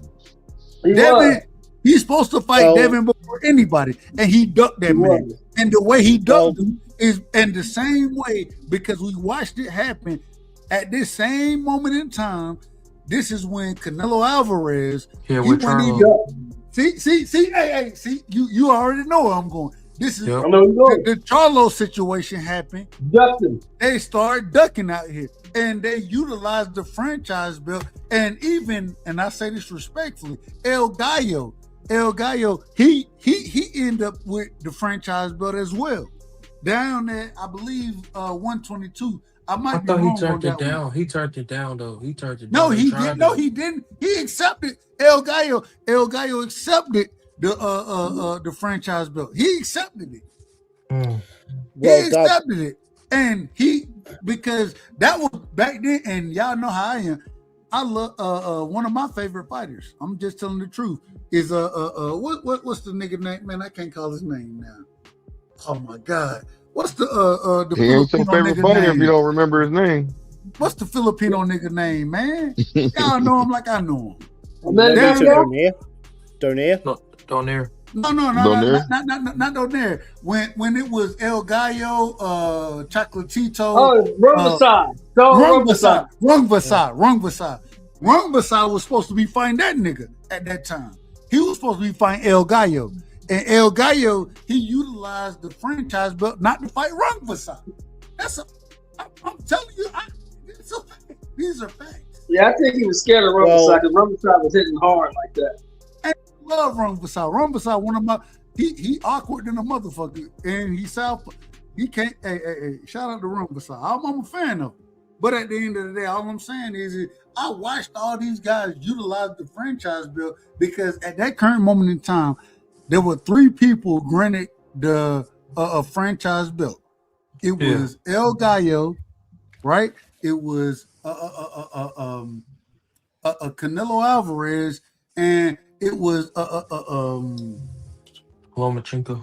Lomachenko. Thank you. I apologize. Y'all know I ain't smart like y'all are. And I ain't got my words. I struggle. But hey man, stop hating on Lomachenko, man. I ain't. I'm telling the truth. Dub, I don't think he ducked Haney. I can say why, if you like. Why, Fight Sport? I want to hear this. Well, I don't think Lomachenko ducked him because I blame the WBC for this, because if they didn't, the franchise stuff, it was the same as the WBA. I think it was back in 2010 or 2012. No, you got a petition for it though. So that's Loma. That's all Loma. No, you but gotta put in the petition. Well, what they petitioned for was they wanted to unify with the other champions, which they tried with Comey, but Comey got injured. Then they tried with Teo. That's what the petition was for. So when Suleiman is saying, well, he asked for the franchise title, that's not 100% accurate, because in normal cases they would have kept Haney as the interim champion, and they would have had Loma fight for Undisputed, because Undisputed trumps mandatories. But like with the WBA, they split their title into two, WBA regular and super, so that they could get more sanctioning fees. So when Suleiman says that he asked for the franchise title, he actually just asked to be given an exemption so that he could fight for Undisputed. And Suleiman said, the WBC said if he wants to fight for Undisputed, it's going to be for the franchise title. But then they just made up the rules with the franchise title. So, and also, but they said you sorry, can. Last point. Let him finish. Go ahead. Yeah, just one last point. Fight week of Lomachenko Haney, Loma's manager Egis Klimas was saying directly to Bill Haney, we were looking for, back when Devon was mandatory, we were looking for unifications, we wanted bigger fights, and Bill Haney accepted that. He said, yep, no, I understand, it is what it is. So even when he was confronted with the truth, Bill Haney said he didn't duck him. So those are my thoughts. I ain't got no problem with it. Real quick, let me get we got Lake in the building. Shout out to Lake. Lake County. We got Lake, and we got my brother Piro in here. We're gonna get y'all opening statements, and then we're gonna open it back up to everybody. Lake, hey, Dub, go ahead. Can I ask you a question real quick, Dub? Just real quick. Well, you out of order, and I'm gonna call. Well, but we'll ask your question. Go ahead. I'm gonna call you out of order. Thank you. I'm gonna call you out of order. Okay. You know how I am. Well, yeah. Where the hell is HLD, man? No. We're not gonna do that. We're not gonna do that. Tomorrow, hold on. For everybody who asking about that, tomorrow we will, Lou, we will be live tomorrow at 8:00 Eastern time. Nigga, can I talk? We will be live, and HLD. I believe HLD will pull up on that on the show. That's the show that we normally have. So I think he'll pull up there. If he don't, then we can have that conversation. Well, he pulled up Saturday. He did pull up Saturday night, and he addressed the situation. He was humble. He ate his crow, and he dipped up. HLD a real nigga, man. He dipped up. I don't think he worried about it like that, but I just haven't seen him. That's all it is. I ain't saying nothing. He pulled up Saturday, Blue. He pulled up Saturday night, Blue. He ate his crow, and then he dipped off. Okay. Pull up tomorrow, Blue. We'll have Nigga Can I Talk, and HLD. He's out of the three individuals, it's me, Lou, and HLD. Nigga Can I Talk. So if you don't pull up tomorrow, Dub is on his ass if you don't. And expect me to go live and talk crazy about him. But I don't think I have to do that. I don't think any of that's gonna happen. I just want to ask him some questions. Yeah. We'll get to that. Lake, welcome to the show. Lake, what's up, man? And then we go into my brother Piro. Piro, he got the damn look at the meme right there. Is that a meme? I don't know what it is. Piro out of order. Go ahead, Lake. Welcome to the show, my brother.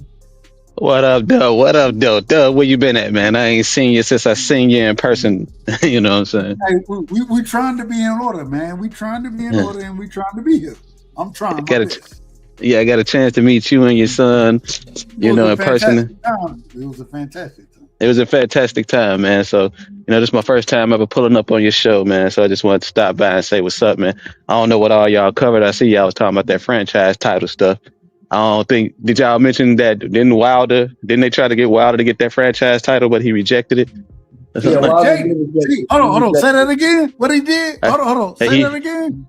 I said Wilder. They tried to get Wilder to accept the franchise title, but he rejected it. He ain't want that much. He didn't even want it. Yeah, he did reject it. See, and that's in my personal opinion. I apologize, Lake, but in my personal opinion, that's real nigga shit. Go ahead, Lake. Keep talking.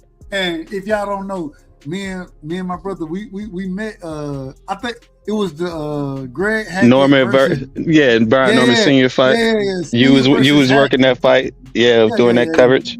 Yeah. So we met there, and shout out to my brother, man. Hey, I understand what's going on. I ain't mad at you. Oh yeah. And speaking of Hackett, I'm gonna jump it over to like Jaleel Hackett and talk about that Zuffa card, man. What y'all think of that, man? Did y'all like seeing that? We supposed to be getting that like twice a week, every week, ain't we? Like on Thursday nights and on Sunday nights, right? So we in boxing. Well, the first thing we gotta say this around here, man. Jaleel look like shit. You gotta say that. Hold on. You out of order. Dang, you wrong for that. Hold on, man. Y'all out of order. Hey, it's on me. It ain't on y'all. Y'all out of order. And I'm gonna tell you that. Shout out to Jaleel, man. I ain't even gonna lie. I talked to Coach. I talked to Coach Hackett earlier tonight. Brilliant. Hey, one of the things that I loved about all of this is there was a time frame where I thought, and I told Coach, I said, man, Jaleel got clipped. That nigga was hurt in the 6th round, right? And get what Coach said, hell, I thought he was hurt too. So I had to figure, I got to tell him I got to talk to him. You know what I'm saying? And then we spoke on some of the boxing information that he had given. My thing is this.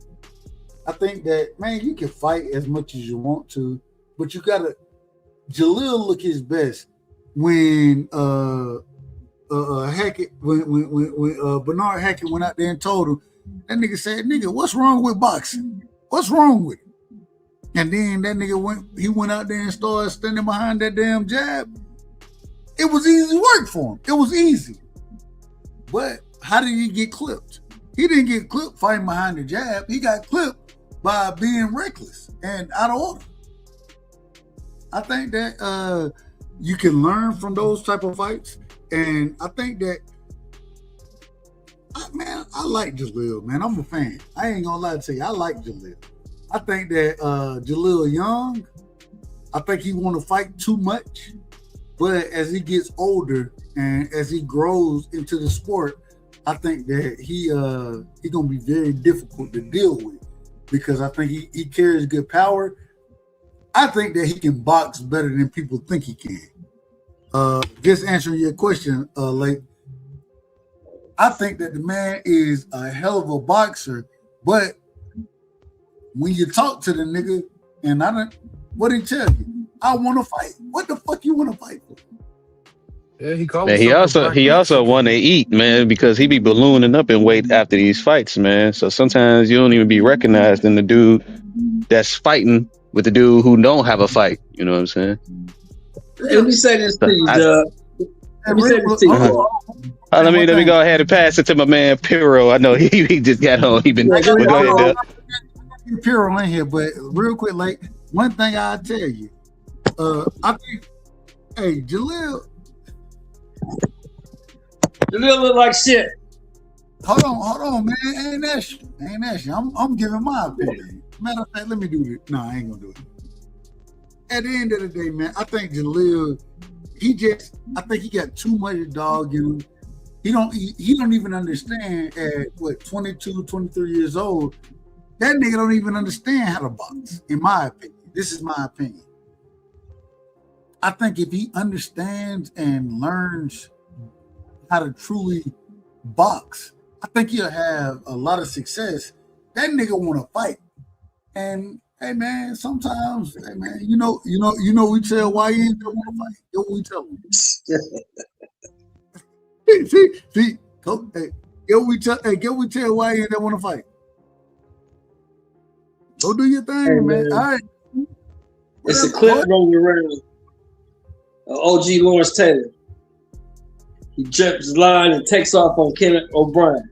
He sacked that motherfucker, pick him up and say, son, y'all got to do a little better than this.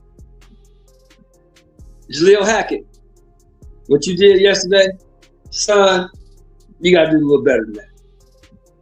You looked out of shape. You look fat. You look like you got tired.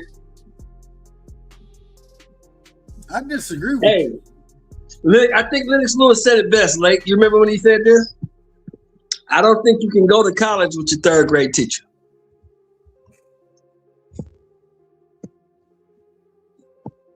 Maybe Jaleel need to get him a new trainer. I think you might. Look. I want to say something right quick. Hey, Bernard. He gonna be on your hand, right? Hold on. Wait a minute. I don't give a damn. Bernard. Hold on, Blue. I don't give a damn. And I tell Coach, and Coach, me and him, we talk. You still look like shit, man. I don't give a damn what he say about me or anything like that. He know that I'm gonna be honest with him. I think that's the level of respect we have. I gotta be honest with you. It's what. No, I can dig it. I'm talking stuff. That's all. But at the end of the day, my thing, I think Uncle, I ain't gonna lie to you, Uncle Shelton. I think you out of order. I didn't see it that way. I didn't see none of that. That's why boxing is subjective. You saw what you saw. I saw what I saw. Let me do things the right way, man. We got my brother in the building, man. One of the most biased individuals that I know. He probably gonna tell me, "Hold on, man, you out of order. Hold on." He probably gonna tell me I need to cut my knees. I need to be cut off at the knees. Man might hit me in with the baseball better than the shins. He might do it, but I any day of the week, he my brother, and ain't got no problem. Piro, you in the building? Hello. Can you hear me? We can hear you, man. Talk to him. Cool. I'm gonna say this real quick because I gotta unload my truck because I got lazy and but anywho, I got off for work late. But I just wanted to hop on and I don't know why I have this bad luck that I hear some of this crazy ass cap, coming from Dub, but from other people. But it's all good. But there'll be this is respectfully, Dub. There'll be absolutely zero Gallo Estrada slander ever anywhere. At your guys' personal homes, on panels, anywhere. So Rungvisai is not Filipino, he's Thai. And I didn't say he was Filipino. I didn't say that. Yeah, you did. You did. You didn't say Filipino. Y'all said that.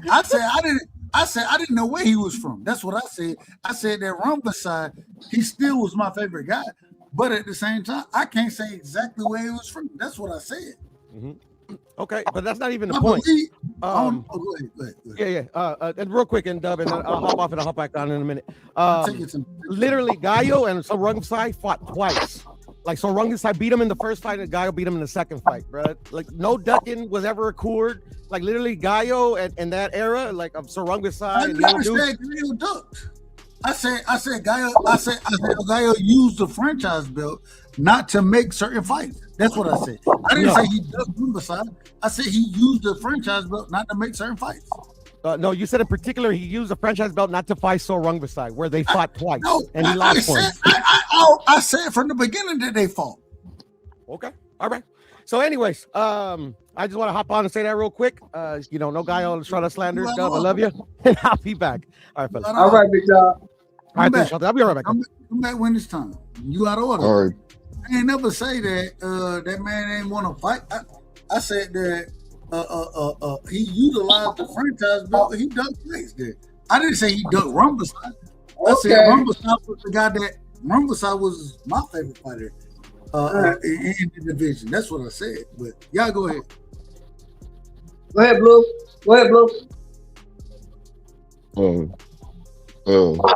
You know what? I want to listen. I want to backtrack a little bit to something that somebody brought to the attention. They said that about Tio saying that he didn't really have a game plan. And I understand that that's how y'all feel. He didn't have a game plan, but in my opinion, he did. He came out aggressive, like people were saying that he had to do, and he was trying to, use an overhand. He was coming out aggressive, using an overhand. He was trying to use a jab to utilize a jab, and what it was is just I'm bringing it back to the table. Shakur was just basically hitting him with the jab, and he basically took away the things that he does well. You see what I'm He saying? didn't make So, no adjustments. but hold on, he did make an adjustment. You want to know how he made an adjustment? That So nigga in never his did hand, any adjustments. hold on, listen to me, I fam. ain't Listen. listening. He I'm tried to listening. come out. He tried to come out. He tried to come out and do y'all out of order, man. What's up, man? Go ahead, go My ahead, bad. go Hold ahead, on. go All right. ahead. You out of order, nigga. When did Hold on. you see an adjustment? That's what I'm saying. I got it. Hold Let on. him finish. Hold on. He got it. Hold on. He brought it up. Okay. Let him finish. Okay. So let me finish. Let me finish. Let me finish. Let me finish. Let me finish. We about to see how it happened when I really have to do it. So I'm telling you now, don't ask for me unless you really want me. Because what I'm gonna do is I'm gonna send all y'all motherfuckers down. And what I'm gonna tell you is that at the end of the day, hey, if you want to say that T.O. did this, that, whatever, man, be in order. If you want to argue with a motherfucker, argue with him. But if once y'all initiate Dub right side around this motherfucker, I'm shutting everything down, and then I'm gonna take the floor, and then I'm act the fool. Hold on. Matter of fact, I'm gonna tell y'all, Mike. No, you out of order. No. Let Blue cook. He was cooking. That was on me. I'm out of order. My bad. Hey, hold on. Well, go on mute, man. You out of order.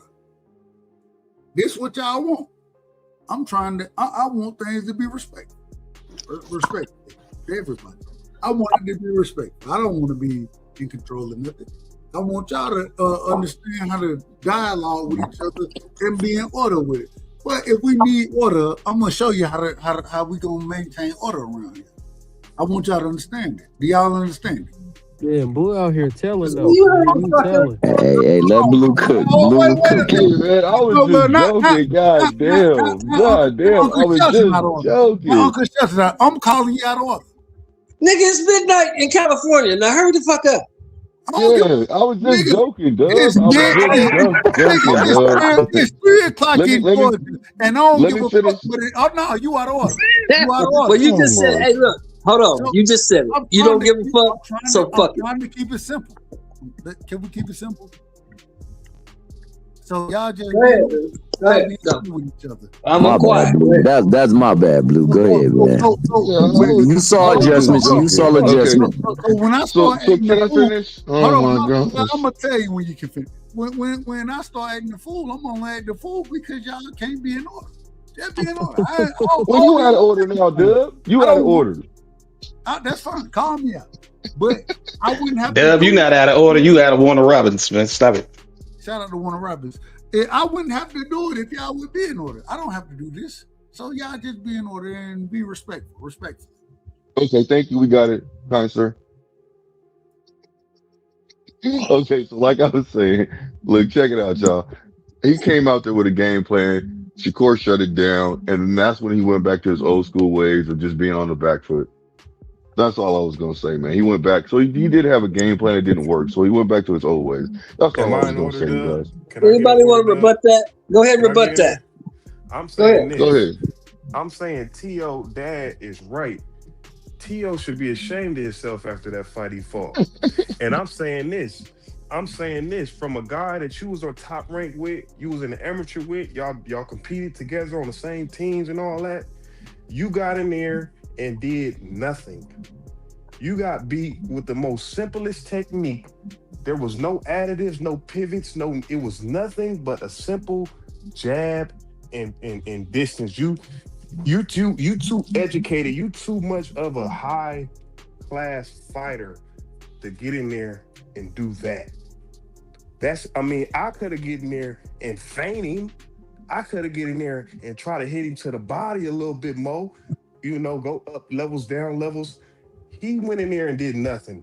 He should be ashamed of himself. But sometimes the simple stuff is foreign when you ain't seen the simple stuff in years. That's what it looked like to me. He had, but how many times do you think he watched that dude though? You know what I mean? Like Hey, it's hard. It's Shakur hard to talk like figure him out though. Shakur. I mean, my bad. Tio talk like he know knowledge of boxing. He studies. You know what I mean? Yeah. So he always bring up Sugar Ray, and you know what I mean. So I And I just Mm-hmm. think he expect you to does. bring Let me something say to the this. table. Bring I something. think he does. I think he does. Here's the Damn. problem. Here's the problem. People, the fans, and I'm saying the fans, overrated his skills. Teofimo Lopez was Facts. never as good as people thought he was. Facts. Hey, like Denny Green said, T.O. was who we thought he was. Hey, but I'm gonna say this. Dub. Can you do me a favor? Because I know you got the highlight button. Hold on. They are who we thought they was, and we let them off the hook. Go ahead, Mr. I apologize. Yeah, Hey, man, it's no. not You Tio all the fault, way in man. order. Hey, Shakur didn't let that nigga off the hook though. They had him on the hook Yeah, I all night know. long. Hey, Yeah, he did.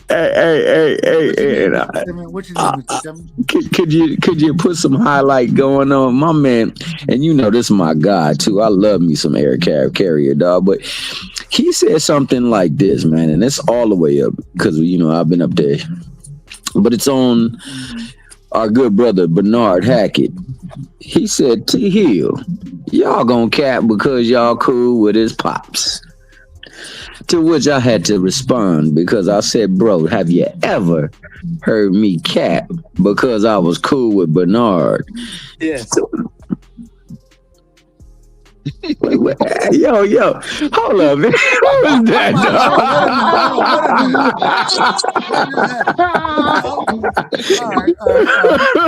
that, Was that next, dog?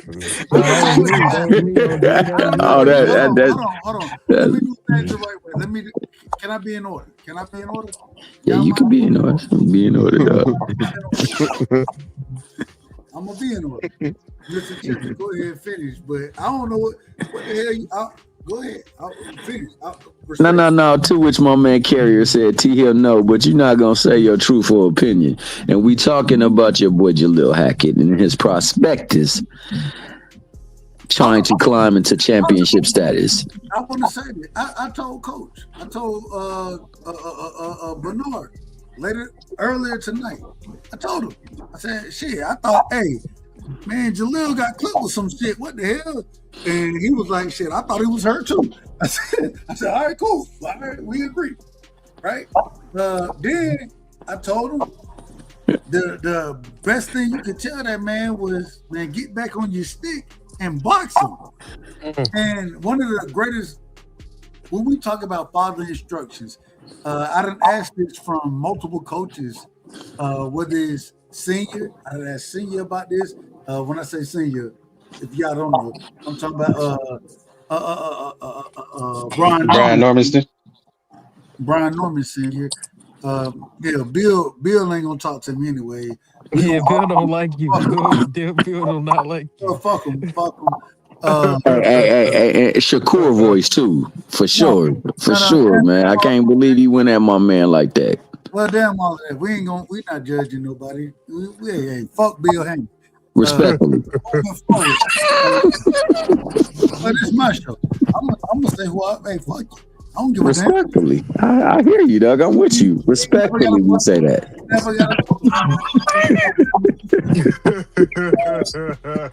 But going back, when I listened to Senior, when I was listening to Jalil or Bernard, excuse me, when I was listening to him, okay, I can listen to him and I can kind of understand what's going on there, right? Because, and I want to say this first, when you're a father and you in your son's corner, some shit you may say, the average individual may not understand direct. Like I'll be listening to some of the shit, I'll be like, bro, you out of order saying that shit. But I do think there's a level of understanding that you work with your son, right? I do understand that. I'll go back and and the prime example I like to use is one of my favorite fighters right now. My boy, God damn. What time is it? What's my guy's name? I can't call names right now. Nigga, you asked for a name and you said what time is it? No. Well, it's a little late, but what's my guy's name, man? Give us a hint. At 54, man. 54, moving up. Boots. No, not Boots. We're not talking about Boots. We're talking about look lower level. Lower level. He done lost a fight already. Y'all. Conwell. No, not Conwell. What area is he from? I don't know. You talking about Lubin? Oh, not Lubin. Shit. Zoo? Would you like to buy a vowel? Hey. Chill on Dub. He trying. I'm gonna put it this way. Let me make sure. Murtazayev? No, nigga. Look for a black dude. What's my guy's name? A black dude. He lost the fight already, but my God. My guy's name, man. Brandon Adams? No, that ain't 54. That's my bad. Brandon Adams is at 154. He just moved to 60. He just moved to 60. You talking about Ramos? Young guy. No, not Ramos. Black. He black, nigga. He black. Yeah, nigga. Not Emo. No, not Emo. No. Oh my God. When I say the name, oh my God. When I say it, y'all gonna be like, oh, okay, yeah. I don't know nobody. Man, I forgot what we was even talking about. Yes, you do. You do know it. You do know it. But all y'all know it. Hold on. Fuck. God. You gotta give us a hint though. All right, He's black. Nigga, he lost. Black guy. He lost. He utilized the cross guard more than he should. Who are you talking about, y'all? I honestly don't know. What did he say? What's the question? We probably know his name. You talking about? He talking about Nate Robinson at this point. He talking about Nate Robinson at this point. Thank you so much, sis. Jahad Tucker. Oh, Jahad Tucker. Yeah. We heard Jahad's father in his corner. Jahad's father said some shit. I was like, bro, what the fuck you talking about? And then I asked, shout out to you, sis. I asked Brian Norman Sr. about this, right? And then I asked, I'm like, bro, when I heard something from him, he was like, man, go in there, you gotta whoop his ass, bro. You gotta get his ass back now. What the nigga said. But the thing is, when I hear it, right, and this is what I always took from this. When I hear it, it's different. So I hear it like I hear it. You got to go in there and whoop his ass. When he hears it, it's almost like saying, and it's interesting. If y'all listen to, I don't know if y'all watched Hot Rod fight this weekend. When he ended up stopping, what's the nigga name? Vazik. Yeah, on that Zufakar. When he stopped him, if you go listen, they tried to ask him, and that was the nigga. They tried to ask him about what the corner was saying, right? Mm-hmm. And he said when he was like, "Man, you got to dig deep, this, that, whatever." And what's the nigga name that's over there now? That used to be on ESPN and shit. What's his name? Tim Bradley. No, not Tim Bradley. The white boy. Joe Tessitore. Man, y'all don't know what the fuck going on. Nah, he talking about Max Kellerman. I don't have a clue what's going on right now. What he said when he went and Max Kellerman brought that up to him. Oh, Kellerman. Like, you gotta when your corner's saying you gotta dig deep, this, that, whatever. He looked at him and get what he told Max Kellerman. He was like, bro, you don't even understand what they're talking about. They're not talking about me they're not talking about me having to go in there and sell out or anything like that. They're talking about me digging deep into the game plan, sticking behind the game plan. This is what Hot Rod said when he got the knockout. And that's how I look at a lot of these folks that be talking about this shit. Y'all don't understand. they not understanding what's being said. That we all listen to it and we have an understanding from our opinion. But that man literally said, from what Max Kellerman said, and Max Kellerman and Andre Ward, all of them, they were on there. Hold on, man, you got order. They was on there sitting there commenting, saying that this man got to dig deep, and the dig deep that his corner was talking about is something totally different than what the commentators understood it to be. It was something totally different, and he corrected them. He said it wasn't them telling me that I got to go out there and sell out. No, it's dig deep into the game plan and stick behind the game plan. That's what we're talking about as far as digging deep, right? And that's how I got this stoppage. So I just think that when we listen to some of this I mean, y'all out of order. I'm calling all. But you y'all can out say of that. You can say the same thing when like Bozy was telling Boots, like, man, you got to stop him. Who was he telling that to? You got to stop him. You got to stop him. And that's the same thing that T.O. was just doing. So it's like it could work sometimes, but then sometimes when it's critical, you need some actual, words put together, technique put together. So this, I've asked this question to multiple fathers. As a matter of fact, when I say multiple, I'm gonna name it two. I asked it to what's his name? Bernard Hackett. Auntie, what's Auntie name? Schofield Senior. Auntie this. Nigga, you wrong for that, Dub. That's your homie. No, I roll with him. I'm trying to get names, so he gonna pull up. He gonna pull up on you, Dub. I don't care. He can pull up his I don't got no smoke with him, so I'm giving him credit right here. I asked both of them about this, him and Bernard, and I asked Senior about it, because I always said at the end of the day, like when we're listening to y'all give instruction, right? Y'all like your fighter understands it better than I would understand it. So when you say certain things, how does that translate?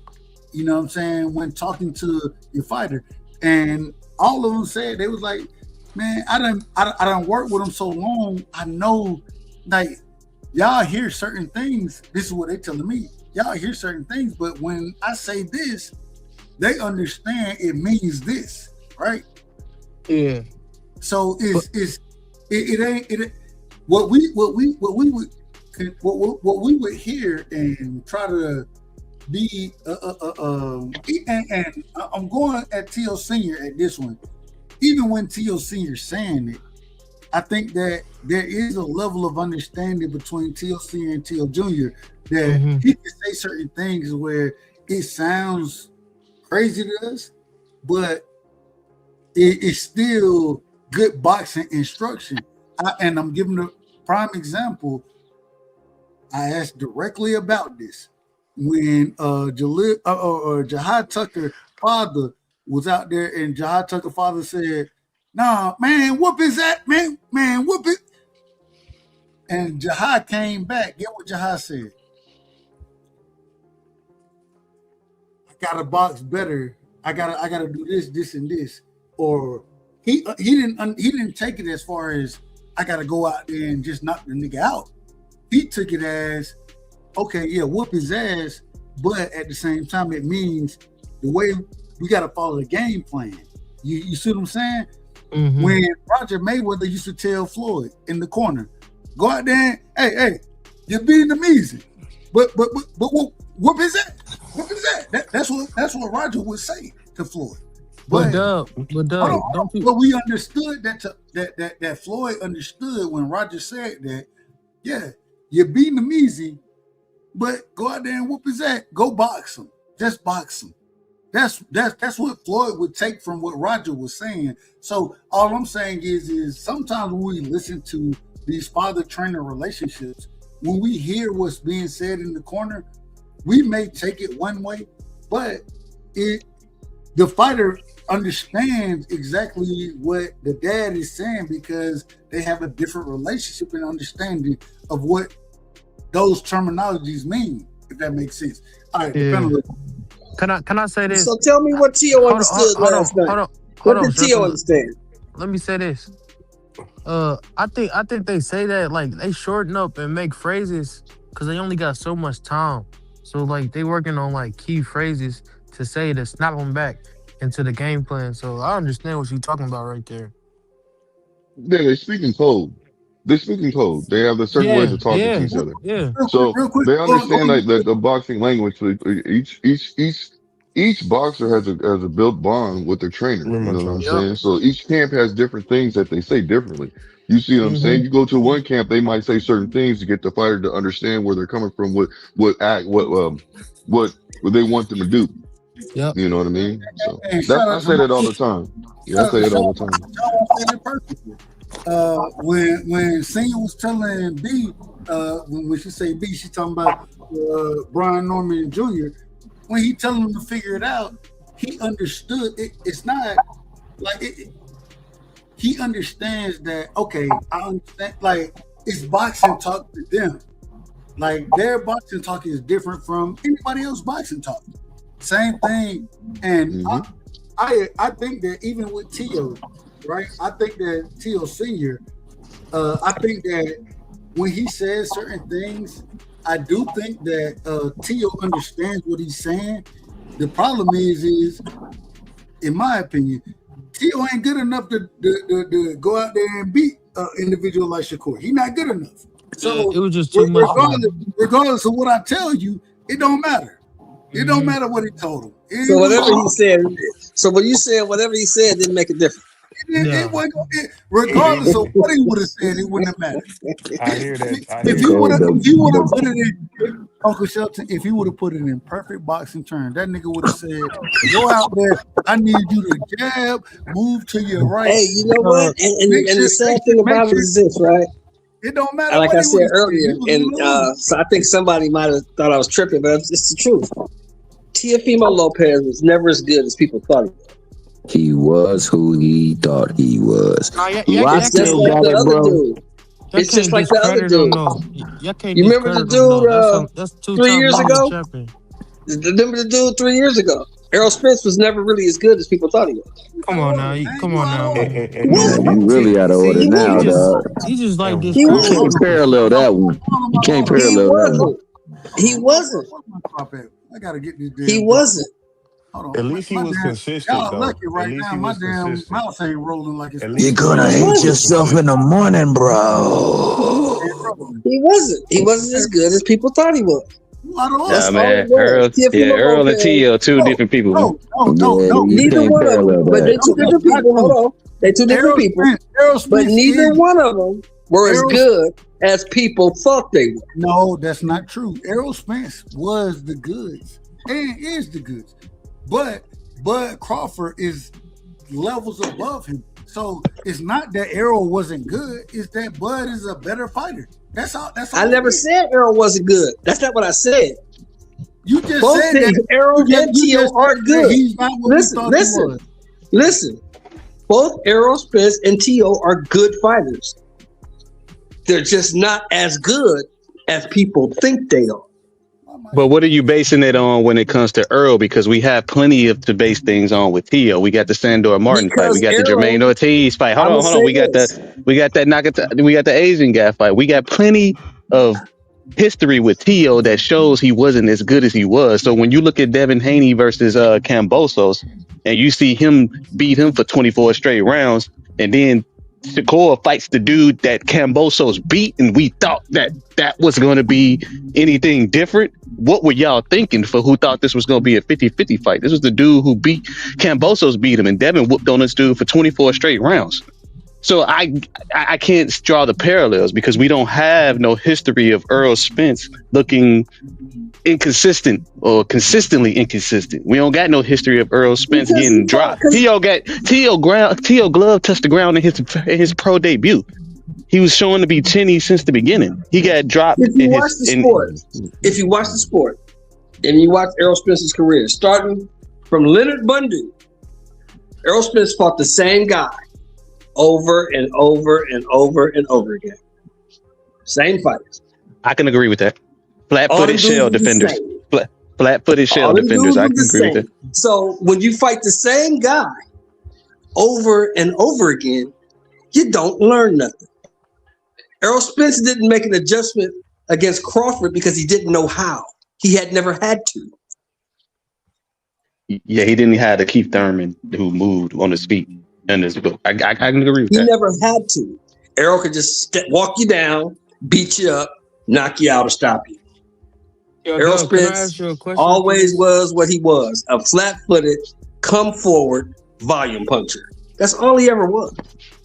Go ahead. Yeah, I've always compared him to the Triple G. When I said he's the same type of fighter as Triple G, people was like, nah, I'm like, Triple G got a better jab. Joseph, go get in here, Joseph. You said you want to ask a question. Go ahead. What did you think about the Josh Kelly and Matrzalia fight? I called it. I said Josh Kelly would beat him because Josh Kelly can move, and he can. You can't hear me from there. Uncle Shelton, you out of order. You out of order, and we're gonna call you out of order. He didn't ask you, but I love. Matter of fact, we go ahead, because you want. Yeah, go on and cook now, Shorty. Look, you guys. This is for you guys, and I'm gonna shut up. You guys saw this dude beat a flat-footed dude who don't move his head in Tim Tszyu, and all of a sudden y'all made this dude the boogeyman. It's not true. He got in there with a dude that could move, and he got his ass whooped. I said from the beginning. I said from the beginning. Me and you done been on multiple channels together. I said from the beginning. I said, hey man, I think that people are giving this man way too much credit. You did say that. I don't think that. I didn't think that Bakram they say he the boogeyman. I didn't think he was the boogeyman like that. I thought. Now I ain't gonna lie to you. I thought he would stop Josh Kelly. But what Josh Kelly did was beautiful. It was fantastic to watch. The way he went in there, and I mean, he put on a boxing clinic. And see, this is the problem with what be going on. Negroes will sit there and say that the man is running and all that. That man put on a boxing clinic, and Bakram didn't know how to cut the ring off, right? He didn't. And then when he tried to, he got clipped with shots. And he got dropped with a jab. He still got to knock down himself though. So he still performed this like the way you would think a Bakram would. But you could get a knockdown. But if you getting outboxed the entire fight, and you get a knockdown and you done been knocked down, you're gonna lose the fight. You're gonna lose the fight because you can't.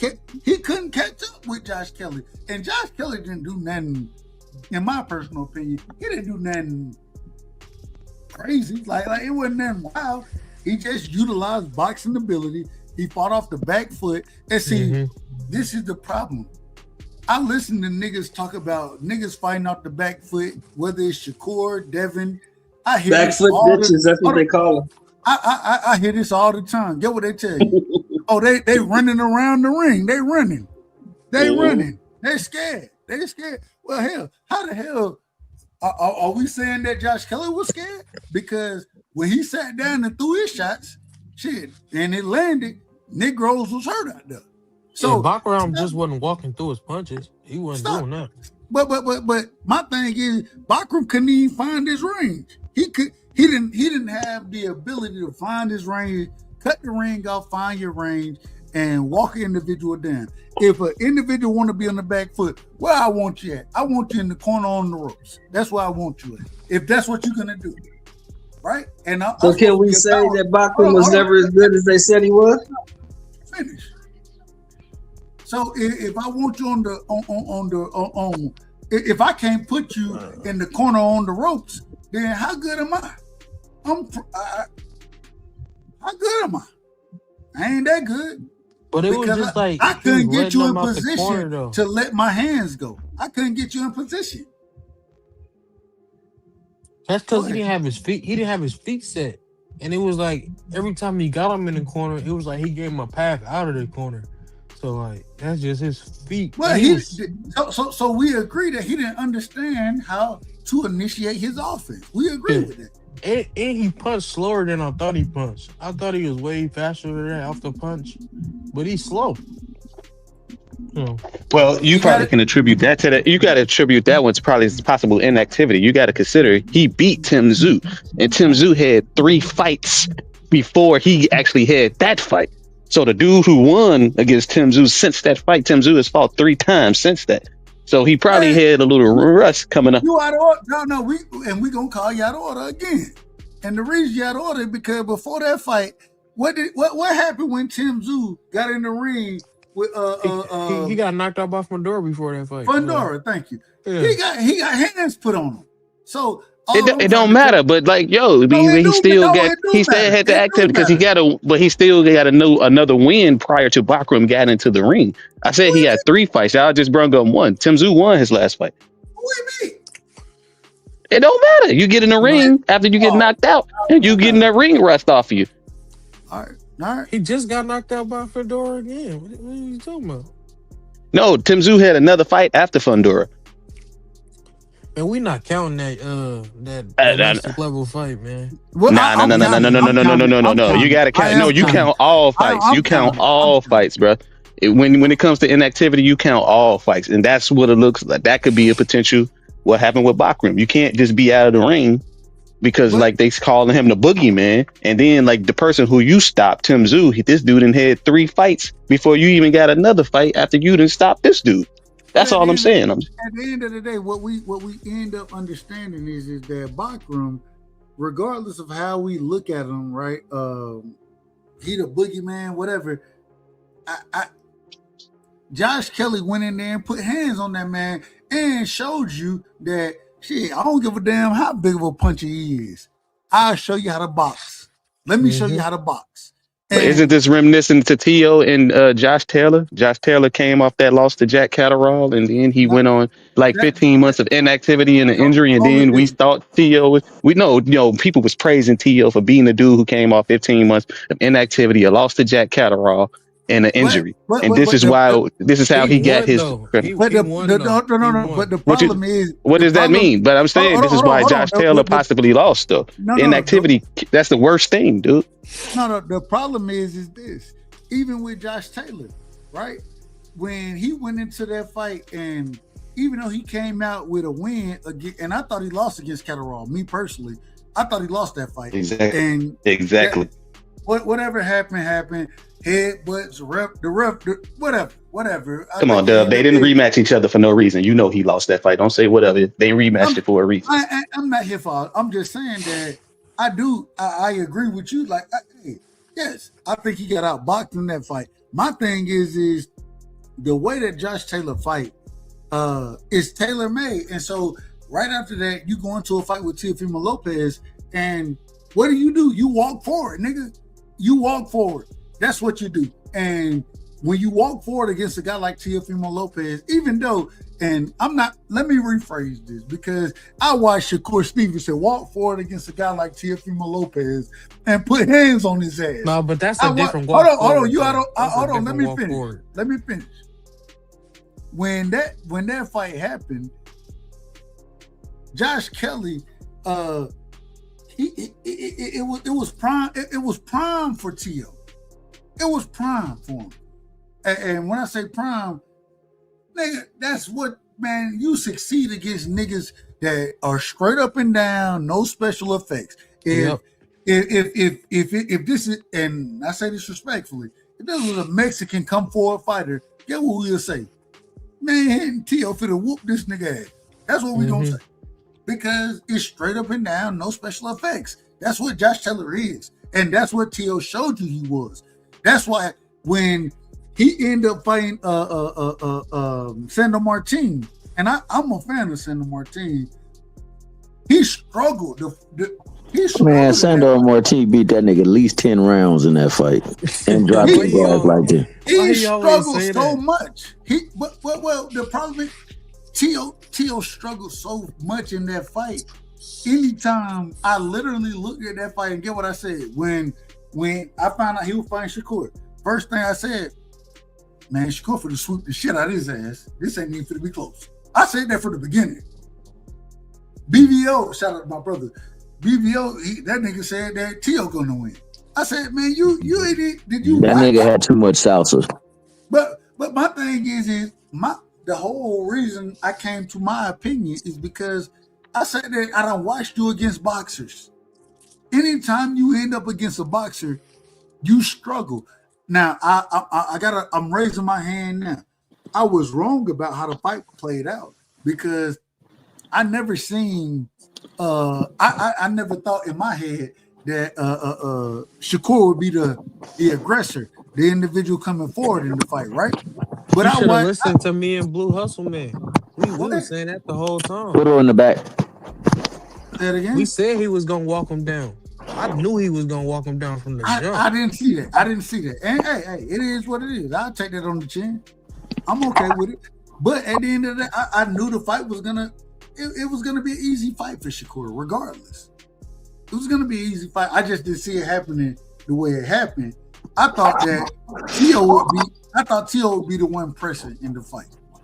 And the reason I thought that is because I said the only way Tio can win the fight is if he press. He has to be first and press to win this fight. You got to overwhelm an individual.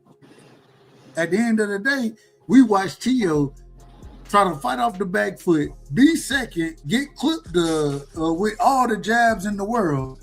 That man didn't have a chance. I mean, he don't know how to be. He don't know how to be first because he never been first. I know that, Pete. But sometimes you gotta. Hey, when you get into these type of fights, bro, you gotta throw some shit to the wind, and you gotta. The only way he gonna win is being first.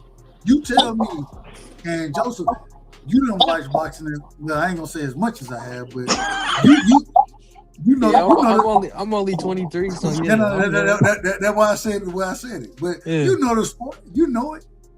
Ain't no way you can sit there and be on the back foot and win this fight. Tio can't do that. That's not. Yeah, that's he would have had to push the action like you said. He would have had to. He should have ripped like I think it was like the 7th round or 8th round when he started ripping to the body. He should have did that from round 1. But he did try though. He tried at the beginning, but Shakur was just turning. He was turning. You know, he was doing what he had to do to nullify it though. That's what the problem was. Facts. I mean, that was one of many problems. That nigga leaving his lead hand down, that's a problem. Him lunging into punches, that's a problem.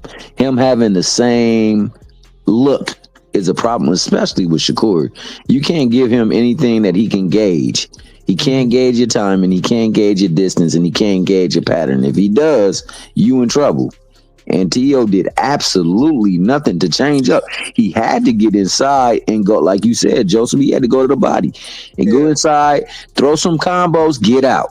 Go inside, throw some combos, get out, change the angle. That nigga did nothing. He lunged and got his ass jabbed to death. That nigga had a jab. Correct me if I'm wrong, but you were talking about Shakur lead foot. It's like a wall, like you was explaining, like it was like a wall that you got to get around, and if you can't get around it, it's like you can't beat him. Well, this is the problem with the lead foot. When you got orthodox versus a southpaw fighter, right? Mm-hmm. Anybody who knows boxing, what's the first thing you got to do? Whoever going to win this jousting match, you got to get your foot on the outside. Yeah. Your lead foot on the outside is why? Because it lines up your backhand and it allows you to get away from their backhand. That's why you. And the problem is Shakur. He dominated the foot position that entire time. He was stepping on his foot on purpose. I don't know if y'all noticed that. Like he was stomping on Tio. I know his foot toe was bloody. That's part of boxing. Stomping on. He was stomping on his toe. That's part of boxing. That's what you do, nigga. Hey, I'm gonna teach you how to. And I'm not saying you. I'm saying this is what he's saying. I'm gonna teach you how to be front foot dominant. I'm gonna teach you. And this how we do it right here. This is what we do around here. What you doing? That's what Shakur went out there and said. It got so bad, the ref was like, "Come on, Core, you can't keep doing that." No. And the ref out of order. And he said that to him about the. Yeah, he said that to him about the forearm too. But we gonna call the ref out. You seen that, Blue? You seen that? Yeah. He out of order. Because what it was is Shakur was basically telling him straight up, like, "Look, I'm gonna show you, but I can tell you that you ain't gonna bully me." He bullied him. He bullied him the whole night. Hold on. Real quick, let me ask y'all this. Real quick, I gotta get my brother Puro in here, and I gotta, we gotta run the show accordingly. Puro, I want to ask you, and then we're going to Lake, going back. Uncle Shelton, you still there? Real quick, I know Lake there. Uncle Shelton, you there? Uncle Shelton out of order, anyways. But Puro, I want to ask you. Yes, sir. When you looked at this fight, when we talking about the lead, foot control, and all this other kind of nonsense, did you think that the ref was in order or out of order? And what's your thoughts on why T.O. couldn't take control of the fight? What's your thoughts? Well, I've been thinking about just I guess boxing fans in general, especially on YouTube. And when it comes to Shakur, like I'm gonna talk like less and less with the boxing fans about him in particular, because like literally like it's kind of like what's going on nowadays with the videos coming out online that show something, and then like literally other people come out and say no, that's not what happened when there's video, like literally telling us like what we're seeing is not what we're seeing. That being said, I got love for everybody on the panel. Joseph, I don't think I've spoken to him too much, but I think I have talked box a couple times with him. Shelton, it goes without saying, bro. Shelton knows his shit. But yeah, when it comes to Shakur, bro, like I don't know what the infatuation is with him in particular. I get it from the promoters and him in particular and Bud. Like I get it, man. They got a brand to sell or whatever the case may be. But one, stepping on a foot is illegal. If you guys don't think it's illegal, cool, y'all got it. So the ref was in all of his rights to call that out. At the end of the day, like using dirty boxing tactics in boxing ain't nothing new. Like there's some get away with it, some don't. It's a very nuanced art that like literally none of these fighters, especially the current crop, can do properly at all. But literally like T.O. fought very basic in there. I think Tommy said something Tommy was late.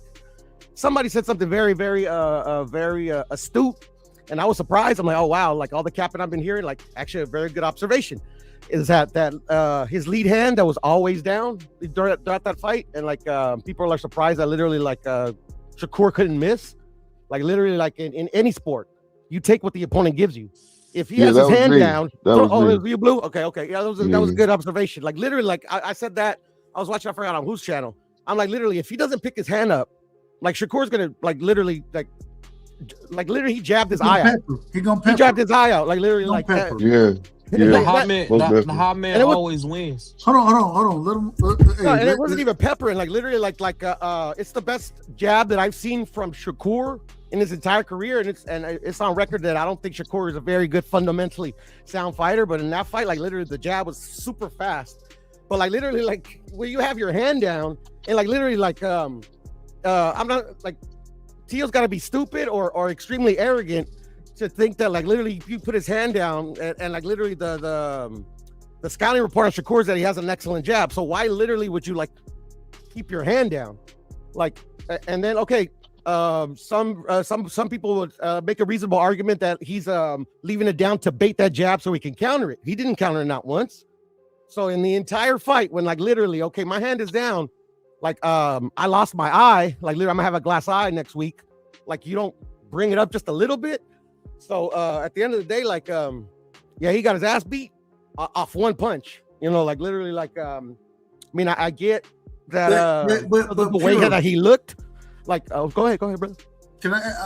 And you said it perfectly. He got, and I think me and you agree on this point. He got his ass whooped by a jab, right? Yeah. We both agree on that. Yeah. But we would also sit here on this panel. We're gonna say that, and you know boxing probably better than I do. Yeah. But what's the most important point in boxing? A jab. The damn jab. And so if I can fight behind it, matter of fact, I don't even have to. And I would expect Shakur to do some other things behind it, right? Like the jab set everything up, but he didn't even have to set nothing up behind it. That's the problem with all of this. Yeah, he landed 100 T.O. and I don't like to criticize fighters, and I don't want to call them out their names or nothing like that. What I'm gonna say is T.O. he struggled so much with that jab that Shakur didn't even have to line nothing up behind it. He threw shout out to Bernie the boxer. He threw a couple bolo punches out there, right? That's what Bernie called them, bolo punches. The hook uppercut, you know what it is. He threw a couple of them, but man, that man won the fight with a jab, bro. It was really the jab and the check hook. That was it. I want to ask. I'm gonna ask Piro something real quick, if that's okay. Piro, so check this. Appreciate you, fam. So Piro, so I want to see if you've seen what I've seen, right? Actually, I'm just gonna put it out there. So Shakur is evolving, and I could tell that him and Bud really was working together a little bit, because Shakur implemented one of Bud's punches, and that is the punch where when Bud has an opponent moving lateral, he'll hit him with the overhand hook. You know what I'm saying? It's like an overhand hook to keep you honest, to where it's quick. You see what I'm saying? And Shakur was doing that, so he was coming out. You know what I'm saying? And catching T.O. with it. I was like, this nigga. I said, okay. I said, okay. He's actually stepping his game up, and you can see that he really is in there with Bud picking up certain things. That's why I started saying, like, this man is actually evolving right in front of us. You know what I'm saying? Like, you can see he's working on his offense. And once he gets confident, and once he gets his confidence up on his offense, bro, he gonna be stopping more people. I'm telling you this right now. He gonna start stopping people, because the simple fact is he held back when he was fighting T.O. Because he could have took a couple combinations when T.O. was missing, but he stood there and looked at him, you know what I'm saying? Then he would jab him, you know what I'm saying? He stuck to the script, he stuck to the program. But there were times where you could see that he wanted to do something, but he didn't. He said, I'm gonna just go with the jab. Now, did you see that? Like I was like started a little bit before, like this particular fight. Like I've been not you in particular, but then not anybody in particular. I'm gonna say like the majority of people I hear, like not even on YouTube, but just like the commentators in the fight would describe the fight in a way that I did not see. I saw Shakur like literally take what Teofimo was giving him with that jab, and literally that's all he needed. Me personally, I don't like to say that he could have done more, because in my personal opinion, watching boxing as I've watched from back when I started till now, if he could have done more, he would have. Like I just don't do that. I don't like literally like if he could have knocked out T.O., he would have. But that's not like, I mean, I don't think anybody would call Shakur a fighter that literally goes out there to annihilate his opponent. He goes out there to win, and he does it in his style that he does it in. But like literally, like yeah, like I forgot. They say that not just Shakur. They said about a lot of fighters that Devin is another guy in particular. Yeah, if he wanted to stop Brian Norman, he could have. But you know, they told him not to, or this, that, and the other. Like nah, like literally, like I had because I'm a Devin fan. Like people think I'm not, but I am. But I had to come to the realization, especially the Brian Norman fight, when he had him hurt, like literally, and then he like literally kind of backed off, like Devin. That's just what he is. Like it's his fighting style. That's I don't want to say the fighting style. It's just the temperament in the fight. Like literally, he's gonna do it's safety first. Safety. I don't even say safety first. It's just he's not gonna go. He's not gonna go from what he's already shown us. Like I don't know how many fights Devin has. It's not like he has 10 fights, 11 fights, 12 fights. He's got a pretty extensive career. Piro. Yeah, 33. Hold on. Piro though. When and correct me if I'm wrong here. You know boxing like I do. The most dangerous motherfucker out there is a hurt motherfucker.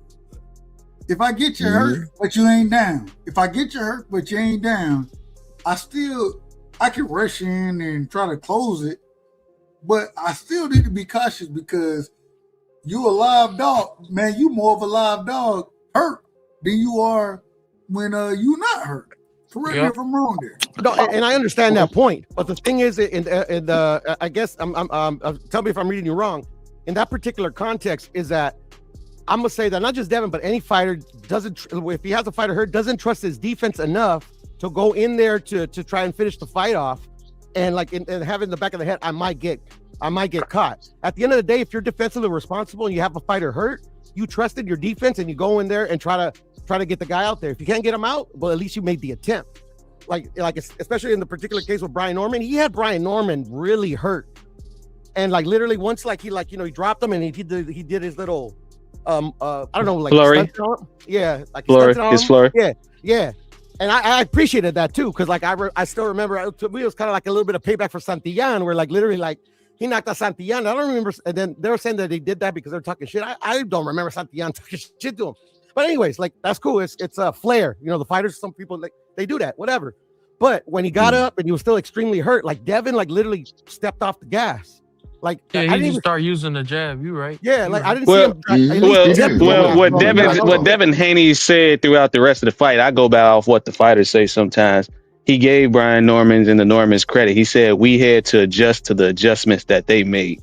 You know, so this is what Devin said in the post-fight interview. So it wasn't like Brian Norman just didn't do anything from their own. I was actually there in Riyadh, and when you watching it in person versus we do watching it on TV, it looked like Devin was just styling on him. But then when I rewatched it on TV, I started seeing something where it's just like, damn, man, well, it looked like Brian Norman could have won a lot of those odd number rounds, like 3, 5, 7.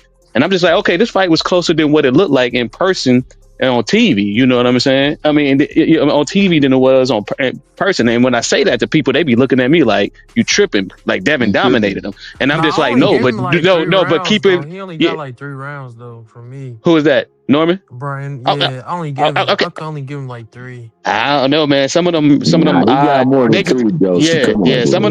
number rounds, like 3, 5, 7, 9. Go look at them odd number rounds because Devin said it himself. He said I had to adjust to the adjustments that they were making. So Brian didn't just come in and he banked around. If a rematch happens, if a rematch happens, right?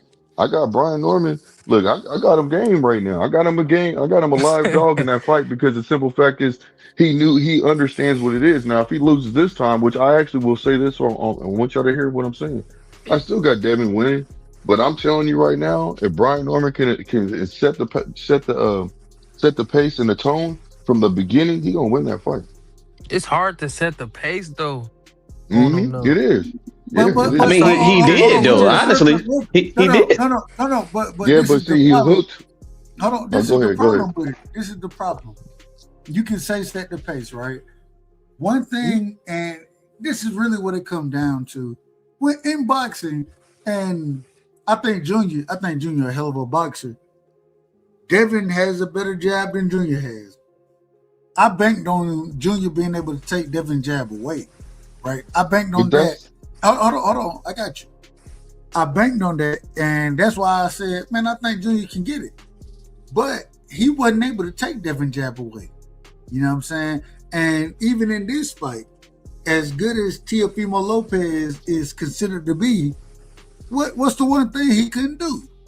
He couldn't take the jab away. But he didn't try, Dub. He didn't try. You can tell me, and Piro, I say this respectfully, ain't no, you can say that, but ain't nobody that know boxing, you ain't just letting them hit you with a jab. Hold on, I got it. You can't tell me that man didn't want to take that jab away because I'm not gonna sit here and just keep walking into the same right hand. I'm not. That man landed 105 right hands on your damn forehead. What are we talking about? But that's the difference. That's the difference between the Brian Norman and the Teofimo Lopez. Hold on, but at some point in time, bruh, you can't say I'm not here to take the jab or what, nigga. I'm here as a boxer. If I'm training a fighter, if I'm in anybody's corner, the first thing we got to do is neutralize that motherfucker, especially if they got a good jab. But I can't be fighting behind another nigga jab. I can't fight. What you want me to do? Except get hit in the forehead. We got to neutralize that immediately. That's the first thing that our game plan has to address is the jab. With any fighter, we have to address the jab first. Even if it's Ryan Garcia. We know that Ryan Garcia got one of the greatest left hooks out there right now. Correct? Correct? Yeah. But guess what? The only way he gonna be able to land it, that nigga gonna have to throw some jabs before he can throw that damn hook. He gonna have to throw a couple jabs before. And if he ain't throwing jabs, guess what I'm gonna do? Man, I got all type of work for him if he ain't throwing that damn jab. And what happened in this fight is Teofimo Lopez, he had no idea how to get around a fucking jab. He got hit with Shakur didn't even land big shots. That nigga landed jabs. Nah. That check hook was nasty. Yeah, he followed up the jet. He followed up. No, he followed up that hook with the jab. I agree with the check hook. I agree with the check hook. I agree with it, but the check hook wasn't the main punch. That man. But Dub. Hold on. Y'all tell me the last time. Hold on. I want y'all to answer this one question. Y'all tell me the last time y'all see elite level fighters get hit with 105 jabs. Y'all tell me the last time y'all seen an elite level fighter get hit with 105. I'm raising my hand first. I'm raising my hand first. And y'all ain't gonna believe it, but I saw it once again. The last elite fighter, and I don't like elite's thrown around like whatever, like in confetti. But the last elite fighter you guys would consider him elite was Shakur Stevenson. Like William Zepeda landed 102 jabs on that man. Stop the cap, man. You out of order, man. Watch that fight and look at the numbers, bro. It don't even make sense. That is. All right, you got it. I won't say that. We didn't see nearly the damage that on Shakur face that we seen on Tio face. So if you want to tell me that 100 jabs was landed there, hey, all right, y'all can count it how you want to count it. But I wouldn't say. Hold on, man. Let me finish. You can say whatever you want to, but Piero, you out of order. And I'm gonna tell you the reason you out of order is because if you want to say, if you want to utilize the number wise about this shit, okay, maybe you're right. I don't know. I ain't looked at how many jabs. I haven't looked at it. So you could be absolutely correct. The problem is that man wasn't lumped up and looking like Shakur was. Oh, excuse me, like Tio was. So stop. I mean, you can say it, and all right. All I'm telling you is if he landed those jabs against Shakur that you're claiming, then what I'm gonna tell you is this: that man can't fight worth a damn because he still got beat on and got his ass whooped, respectfully, and that's even when. That man was sitting in the pocket with him. So maybe you're right. Maybe he did. Maybe Zepeda did land. How many you said? 100 and what? How many? 102 if memory serves. Okay. Maybe he landed 102. My thing is that Shakur wasn't cut in that fight. He wasn't hurt in that fight. Mm-hmm. So no, it was. It wasn't. But this is the thing though. Like right now, just respond and then y'all can cook. Like you're saying that I'm bringing up the number. Like okay, I can bring up the number. I didn't bring up the number. You did. I brought the number. I just answered it, bro.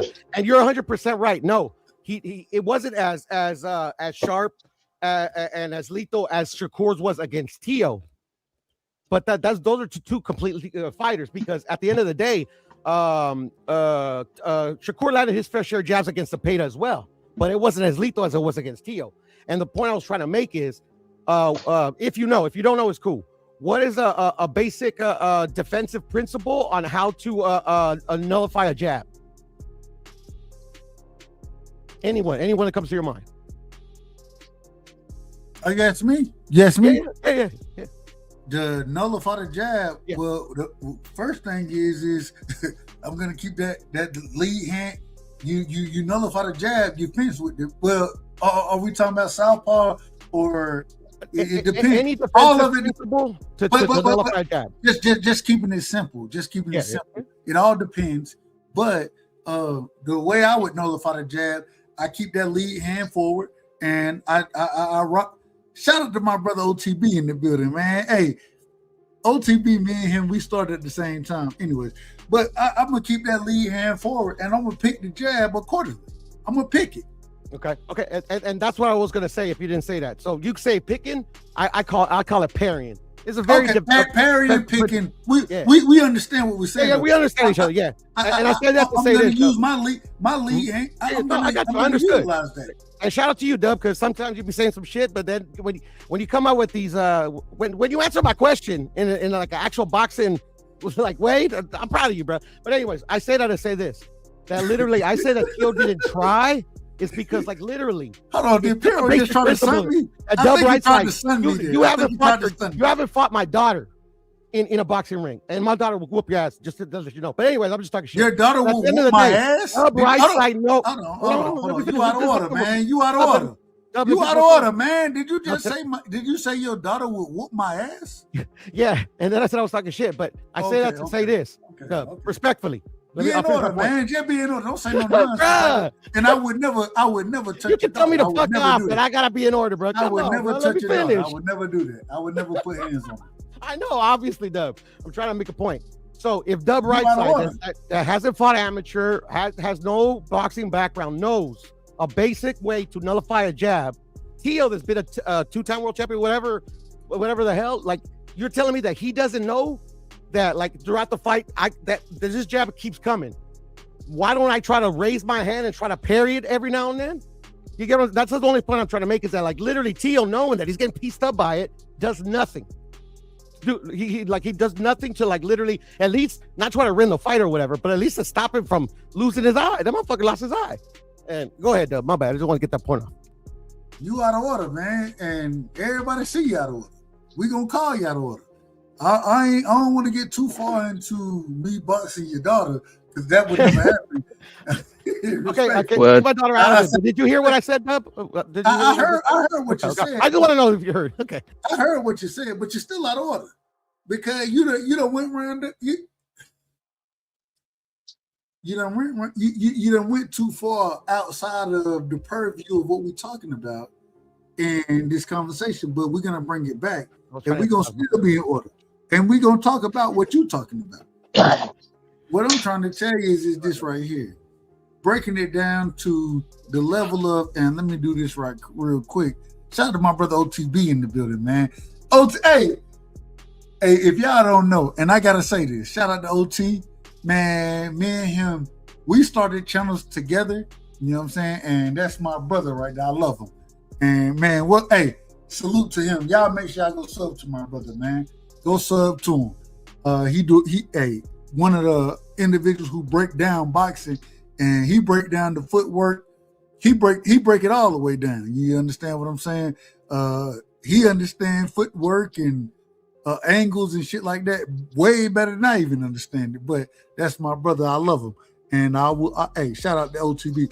Listen, you out of order, man. You done made this about something that it's not about. When we're talking about at this current moment in time, when we're talking about how Shakur put hands on Teofimo Lopez, because that's what we're literally talking about. That correct me if I'm wrong there, because I'm gonna have to go through this thing, and we gonna do it though. We talking about Shakur putting hands on Teofimo Lopez. Correct me if I'm wrong there. Hero, I'm asking you directly. May I correct you? Yep. We not talking about that? No. Yeah. I just, but like you said, correct me if you're wrong. Correct. Small point, but an important point. He put hand on Tio. Hands. Yeah, no, he landed like I think Joe. No. Oh, you're right. That's even more credible. He put his right hand on Tio ass. Man, y'all gonna get off the gas, man. No. This is even worse. Blue, don't worry about it, Blue. Wait for a quick second. Wait for a quick second, because that's even worse. What Piero just said. That nigga got beat with one hand. Shakur only put the right hand on his ass, the jab. He only put one hand on him and fucked his ass up the entire fight. And this nigga didn't know what to do. Would you agree or disagree? Piero. Like I said, I that's why I asked if you heard me, because I think I like made my point by saying that, like, Dub knows what to do. So I'm agreeing with you. Yeah, he didn't know what to do, but Dub knows what to do, right? That's the only point I'm trying to stress. Like, literally, I was just using a hyperbole is the proper term, I believe, to try to stress out my point that literally a Dub Right Side that has a YouTube channel with 2 subscribers knows how to effectively nullify a jab more than Teofimo Lopez has won the championship of the world. But anyway, hell, Well, if that's what Tio knows how to catch and shoot too, but I mean, he didn't do that though. If that's what you're gonna tell me, that's I think you fine. blew it. Like that's the point I was don't trying know to if make. you're being It was a couple times he tried to put his wait a lead minute, hand wait a minute. Hold on. on, y'all out of order. Y'all out of order. I'm calling you out of order. If you want to sit here and say respectfully that I know more, and I don't know if you're being sarcastic or not. I don't know right now. But if that's what you want to do, that's fine. And I'm gonna play the game with you. It's crazy that you will sit here and say that I know more about how to nullify a jab than Teofimo or Teofimo Sr. And then sit here and y'all act like this man is one of the greatest of all time. So what we should be saying right now at this current moment in time, and then I'm going to pass the mic. Let me pass the mic. I apologize. But what I'm going to tell you is this. If I know how to do this, if I can come up with a game or formulate a game plan of how to pick a fucking jab and not get hit with it every single time, and Tio Senior can't do it, these niggas ain't world-class fighters. So they subpar individuals, and we're gonna call them that. Subpar fighters. Blue, go ahead. We're going to Lake. We're going to Mr. Chairman. We're coming back to Piro. Go ahead, Blue. Yeah, I'm gonna say this real quick. Basically, here we go. Shakur basically Tio could not. You see, Tio was saying over and over that Shakur is slow. Now you have to understand, he's good at catching and shooting. You see what I'm saying? He couldn't do that because Shakur was quicker than him. You see what I'm saying? He was first and he was countering him quicker than he's used to. So he couldn't do what he normally could do because Shakur wasn't allowing him. Shakur's game plan was very, very good. He was quick. He was very quick. He was fast. In my opinion, he was faster than him because he was hitting him with the jab first sometimes too. You see what I'm saying? So, and Tio couldn't catch it. He couldn't do anything. He couldn't do what he needed to do. He couldn't react how he normally would act off somebody and showcase. That's why Shakur kept saying to everybody, he ain't gonna do that stuff that he do with everybody else to me. He ain't gonna do that in front of me. He can't. And I'll digress.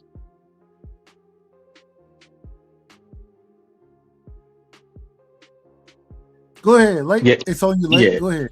Yeah, it was times in that fight where I did see Tio try to put his hand on Shakur's lead or that jab hand, and then he would try to work off that, but it wasn't paying no avail to him because that's when Shakur would counter with like a parry, like brung up Piro brung up himself.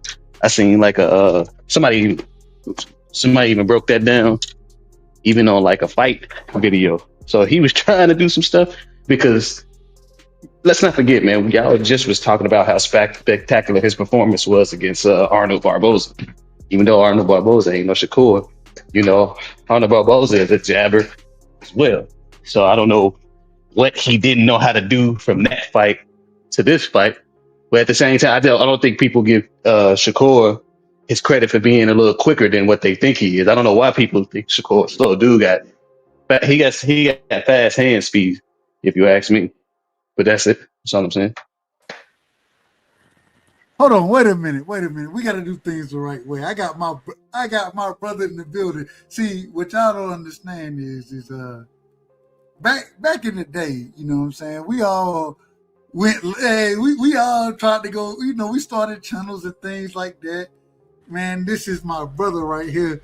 We started the channel together. OT, he gonna tell you this, but man, OTB, one of the individuals, man, straight out. Yeah, man. OTB, welcome to the show, my brother, man. What up, bro? What up? Oh, hold on. What up, man? What up? What up, nigga? What up, nigga? Boxing appreciate you, bro. Boxing needs you, Doug. We need you, nigga. We appreciate the work that you put into this sport. We appreciate the love that you got for this sport, Doug. If they ain't gonna tell you, I am. What up, bro, man? Hey, it's been a minute, man. It's been a minute. Yeah, man. I ain't even told nobody this. Dub, I ain't even told nobody this, bro. My twin sister, killed my daddy, bro. Like, shot my pops. You feel me? And then my uncle overdosed when he heard the news from that. So I backed away from all this shit, man. I had to get my head together And, I'm gonna be honest with you. I don't know how to respond to that. So let's talk And my boxing condolences, bro. respectfully. Yeah, My condolences, man. Nah, Damn. man. my God condolences as work in well. mysterious ways, man. Sometimes when you take too long to put on a pair of shoes that he intend for you to wear, and he gonna make you step in them. So for everybody on this panel who fall in love with this sport of boxing, I don't know what your plans is, what your visions is for your channel, but I'm gonna tell you to stay focused. You feel me? Keep grinding, keep learning, keep perfecting your craft, and everybody gonna have their day. Hey, before I got a question to ask you. Appreciate that, fam. Appreciate that, man. Before I Same to ask you. the question, I gotta say this. Man, I done missed you so much, bro.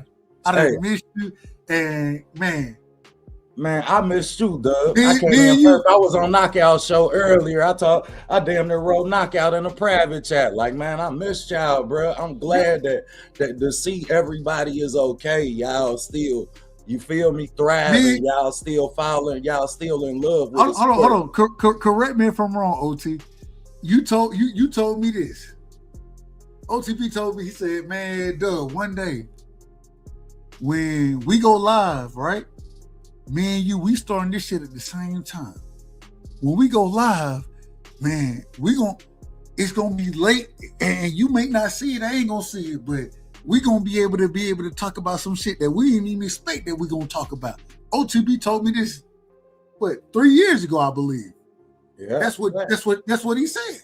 And we back where we at, man. Thank you so much, bro. Shout out to my brother, man. Blessed, man, and I'm glad to see that you still in love with the sport of boxing, because it's hard to love boxing. Hey, we talked it from the beginning, and I'm still talking to the end. It is what it is. I gotta ask you, OT, what break it down tonight, man. What did you think about Shakur's performance against Teofimo Lopez? Well, we're gonna start there because I want to get to a couple other fights that night. But no problem. What was your thoughts? What was your thoughts on that? I thought I was very impressed to see Shakur stay perfect. You feel me? I feel like he did get hurt with a body shot. That's why he took the round off. We seen him get hurt against Oscar Valdez and admit he got hurt against Oscar Valdez to the body. So I wasn't surprised, but to see him stay locked in for 12 rounds when we used to seeing him have these mental lapses. Jamel Herring caught him a couple times standing in front of you. I got film of Nakathila catching him standing in front of you. I got film of the last person he fought catching him when he fall asleep in front of these fighters, because it's hard to think nonstop. It's hard to watch shoulders, time, weight transitions. You understand that? That's hard to do at a high level. So to see him do it and to stay locked in was highly impressive. However, this OTB you talking to, Doug, so we're gonna keep this shit where it's supposed to be at. Come on. As impressive as it wasn't impressive to see this be his fourth weight division, and he's still the bigger fighter when he step in the ring against a fighter who's already been acclimated at this weight. What you saying? I'm saying that we've never seen him in the ring against somebody who's smaller than him. I mean, who's his size or even bigger than him, and he's a 4-division champ. I'm gonna ask you a question, and you know I'm a Devin fan. You know we done had these conversations a long time ago. You already know what it is. What when he sit there and he calling out right now Conor Benn, instead of calling out Conor Benn, I'm just gonna be honest. I want to see Devin versus Shakur. Well, as much as hold on, real quick. These are my two favorite fighters. I love both of them, but I want to see them in the ring with each other. Damn rehydration clause, damn all that. I want to see both of y'all at 147. That's what I want to see. Am I out of order, in your opinion? Go ahead. No, you're not out of order. We as boxing fans deserve to see that. You're talking about two of the high-level, high IQ boxers that we have within the sport of boxing right now. However, you as a Devin fan, I want to know your perception, because what I seen what I seen when I seen them have Devin be ringside, and I'm hearing Keyshawn come out in the interview and say he was ringside for him. I don't believe that you asked Devin to be ringside for somebody who not even fighting in the main event. Devin was ringside because he was supposed to go in the ring and do what Conor Ben did. However, Devin blew the bag because he couldn't control his wolves, and the incident happened with Tiger Johnson, and that costed him that opportunity where you could have solidified this fight with Shakur. You could have been in the ring after being ringside, giving your broadcast the whole night. So with that being said, I'd like to know your perception and how you took that situation. Well, the thing is this. So the first thing is that Devin had nothing to do with any of that situation. That's the first thing. Facts. What's up with him? Were individuals out of order? That was absolutely out of order. Was Sean out of order? Yes. Sean Haney, the little brother, was he out of order? Yes. At the end of the day, my thing is this. I don't really care. Like, I understand where you're coming from, and I don't even know. Like, Keyshawn, he not even a champion that. And I want to see the fight between Devin and Keyshawn. I want to see it, but what? Keyshawn don't have nothing to build on. Exactly. So we can agree that Dev would have been there for Shakur, right? I thought that, and I would rather see, even at this current moment in time, I think Conor Ben is out of order. I want to see Devin and Shakur. That's the Conor fight. Ben only had that opportunity because of the situation with Dev and them not being able to have him. No, that's not true. That's not true. The reason Conor Ben got the situation is because they already talked about it. Eddie Hearn, Keyshawn, or not Keyshawn, excuse me, Eddie Hearn, Shakur, Conor Ben, they already had an understanding of how we gonna make this happen. It wasn't a surprise to me that he called out, because I said from the beginning, when he called out Conor Ben, right? And he said, I want the weight clause on Conor Ben. I was like, wait a minute.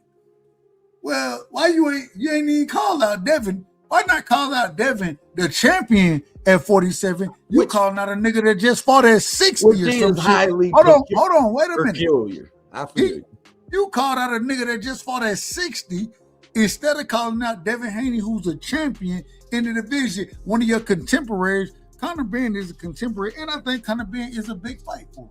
I think that's a big fight. But at the end of the day, my thing is you want to sit here and say this weight clause shit and all that. I disagree with weight clauses. I didn't say that from the beginning. Oh, man, fuck it.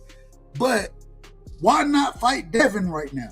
I think that a bigger fight than Conor Ben, I think Devin and Shakur at 147, you know what I'm saying? I think that's possibly, I ain't gonna say the biggest fight. You don't think that was they play? That's why they had Keyshawn call out Devin when Shakur had the opportunity to? I don't know what the play is. You'll probably see it better than I could. You know, I ain't the smartest person, so it is what it is. But I say that, Doug, because we've heard Shakur talk about how big Devin is, but we just heard him say, I'll fight Conor Ben. But Conor Ben just fought Eubanks at what, 160? But you can't tell an apple not to do the shit and then tell an orange it's okay. Come on now, let's call a duck a duck. We ain't gonna call it a goose. I'm just saying. Y'all tell me what I'm lying about. All I'm saying is, man, we want to see you fight. We want to see. The craziest thing is people always tell me, hey, man, you don't want to see. Nah, nigga, I want to see Devin and Shakur right now. Fuck Tank, fuck any of these other guys. I want to see Devin and Shakur. I think we have gotten to the moment where it's time for them to fight. I think it's time for them to fight. I agree, man. But I heard you and the other brother talking about how to eliminate a jab earlier. Go ahead, talk about it. So I just wanted to specify that you don't have to eliminate the jab only, by parrying. You can dictate, you can rotate outside the lead shoulder, whether they southpaw or orthodox. real quick. Hold on. Real quick, OTB. Let me do this. Y'all make sure I go sub to OTB because y'all see where he going with this. This is what he does. He breaks about down. to get real. We about to set this shit back on fire, y'all. So get there now. He breaks down and goes into not just like hey, I'm gonna say parry that motherfucker. You utilize your lead. That's what I'm gonna say. He finna break it down to a different level, and I ain't got no problem with it. Go ahead, bro. And that's man. I missed you so much, bro. Hey, I miss you too, dude, man. I miss boxing, bro. I ain't even gonna hold you. Go ahead, bro. Go ahead. I miss what we do, and I'm impressed. Hey, OTB. Hey, OTB. I'm gonna be out of order, but man, I missed you so much. Look, y'all, me and OTB is in the same class. Facts. Negroes don't understand classes in YouTube, but we started channels together. Facts. We both started at the same time.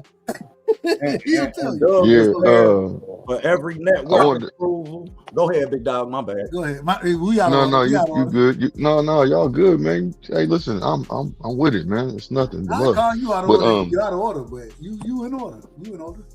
Go ahead, dude. This guy. Hey, OTB, man. Hey, I want to say this, man. So you got your channel up. My brother. That's my brother. You got your channel up and running already? Back up and running or no? Yeah, we back up and running, man. It's probably gonna be like 30 days before we do another breakdown, but I'm gonna drop 20 breakdowns in 30 days. I got 5 interviews set up, and one of the Let me ask you something. Do you do open panels and stuff like that too? Yeah. You gonna get to come up, talk your shit, and we respectful, bro. We respect the sport first.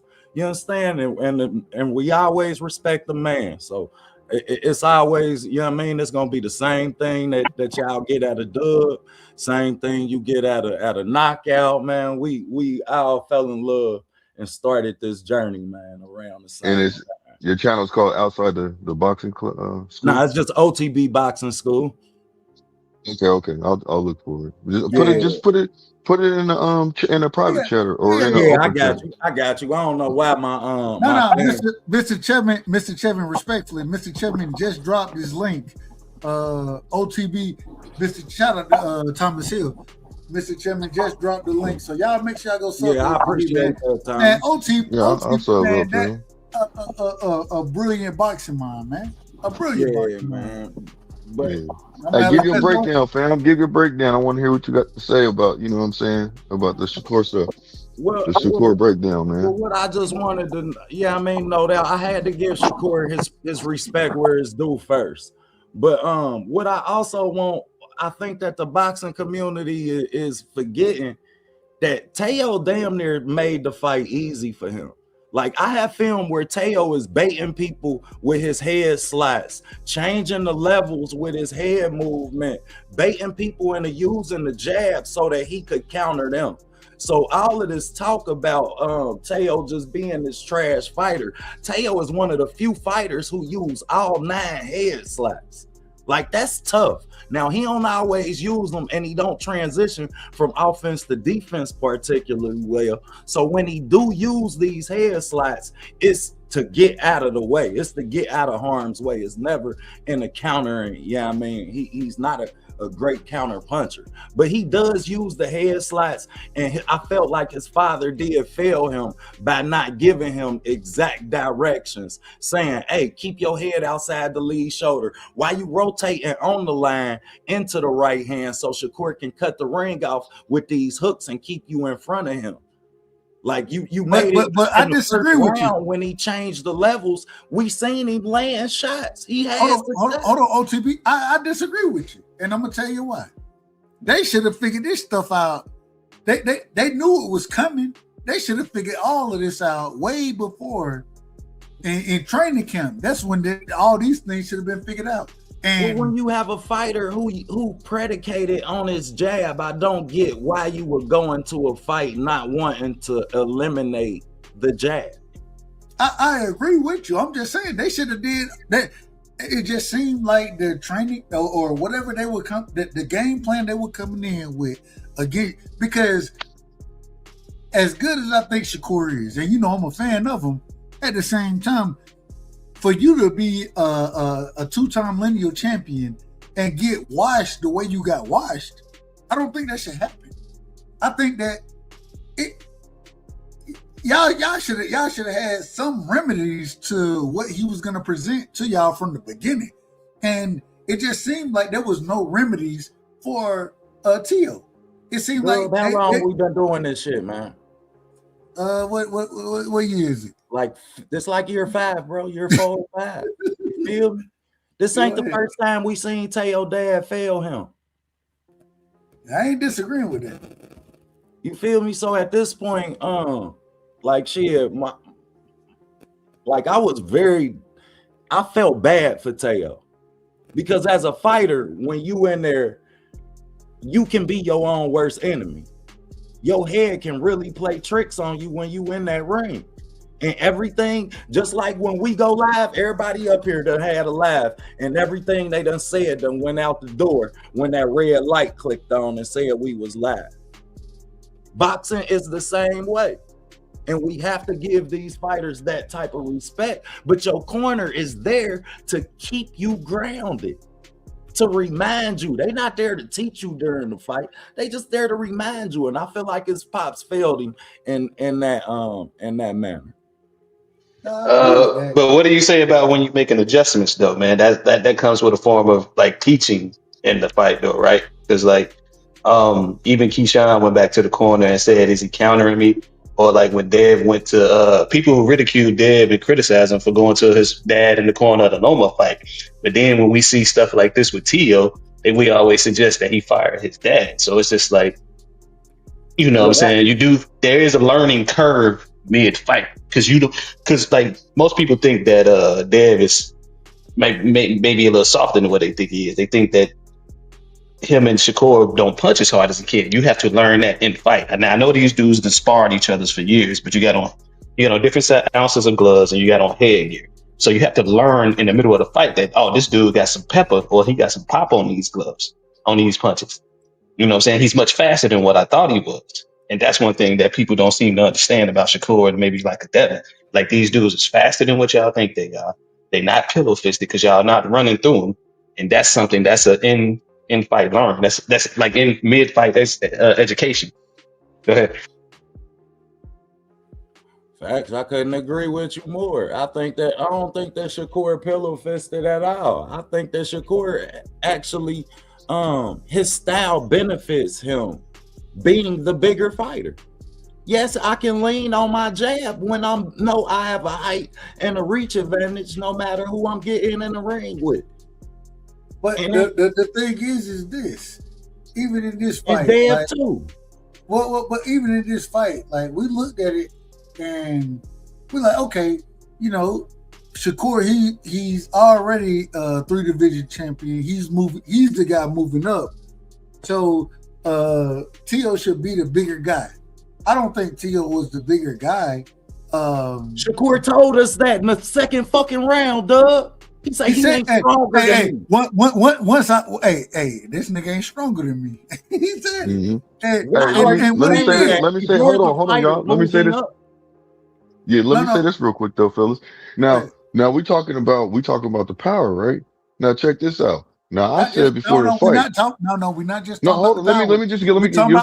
You'll see what I got. I got a reason for why I'm saying it. Yeah, I got a reason for why I'm saying it. Okay, thank you. All I'm saying is this, that, we talking about, Shakur saying, power and being pillow fisted. Now I said, you know what, Shakur moving up 5 pounds, I believe he's going to be stronger. And I also believe that he going to be able to knock, I believe he should be able to knock him down. Now, in this fight, I felt like Shakur actually got that knockdown, but the ref just dismissed it. He tried to say that he pushed him down. He hit him with a punch first. Now their legs was getting tangled up a lot. Their legs was getting tangled up a lot in that fight. And I seen Shakur really trip him once, and he kept stepping on his lead foot. Yeah, it was a lot of bad footwork. I understand that. But I'm talking about when he went down. OTB, let me ask one question. That whole stepping on the foot, right? I hear you saying it, right? And it's supposed to be illegal. correct me if I'm wrong when I'm saying anything I'm saying. It's supposed to be illegal, but until the ref tell you it's illegal, shit, you gonna do what you gonna do. Correct me if I'm wrong.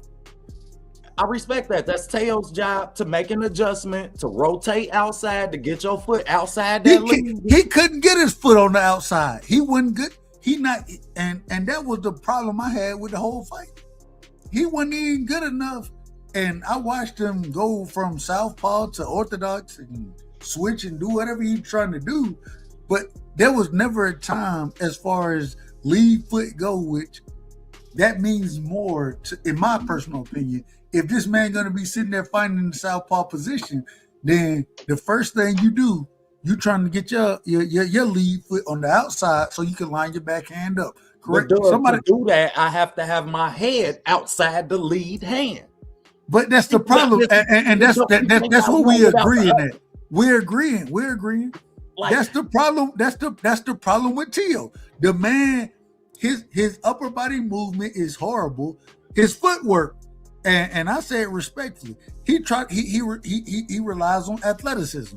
His footwork has never been there. It wasn't. I ain't gonna say it has never been. Let me rephrase that.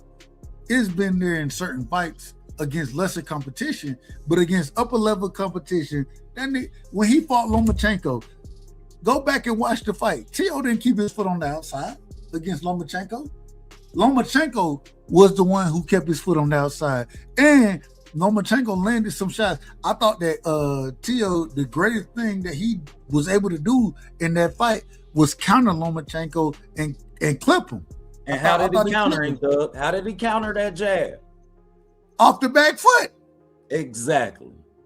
But that's the problem. Tio is a back foot, like he's great off the back foot, in my opinion. I think he's great off the back foot. When he beat Josh Taylor, Josh Taylor is up and down, no special effects. He's gonna walk to you. Tio showed the levels there, right? But when he fought a Sandro Martin, who could box with him, that wasn't going to allow him to keep his foot on the outside, that would take them half steps back from the southpaw position, he struggled. I thought that Sandro Martin won the fight. I thought he won. And even if he didn't win, okay, y'all can tell me that, but okay, it was a close fight. That's fine. I thought that Sandro Martin won that fight. I thought that excuse me, I'm out of order. Jermaine Ortiz. Man, my God, I can't call a name to save my life tonight. Jermaine Ortiz. I thought that Jermaine Ortiz, he was able to frustrate Tio by making Tio be first. In this fight with Shakur, Tio didn't even have to be first. Shakur said, get what? I don't need you to be first. This how I'm going to whoop you. I'm going to walk to you, and then I'm going to beat you down by utilizing. He took all that away that I thought would happen, and what Tio needed, he took that away immediately. He said, nah, fuck that. I'm walking to you, and I'm going to make you look ugly. I'm going to make you look ugly walking to you. That's tough to do in boxing. That's tough. And this is why we have to give credit to Shakur Stevenson. We got to give credit where credit is due. Adrian Broner,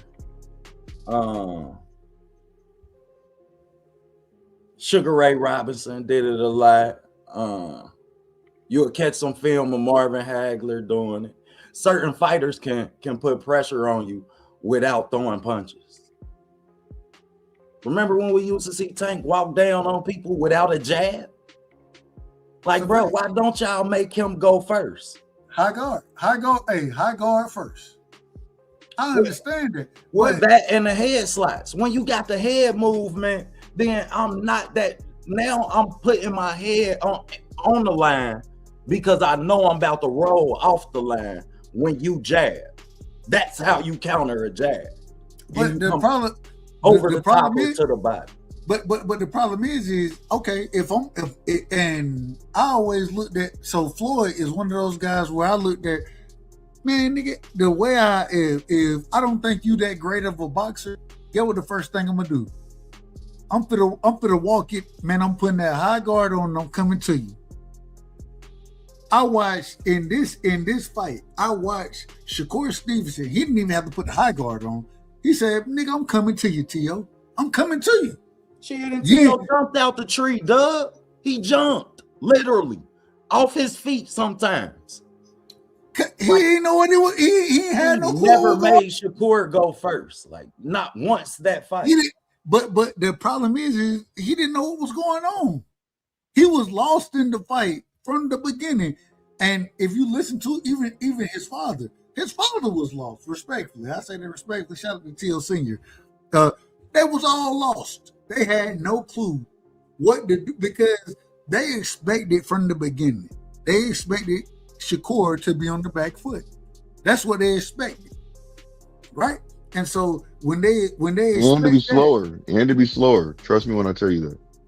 I agree with the slowness. I agree, but that's what they wanted and expected. And when they got a different look, they couldn't adjust. So there was no adjustments made. Just gonna walk across the ring and punch him?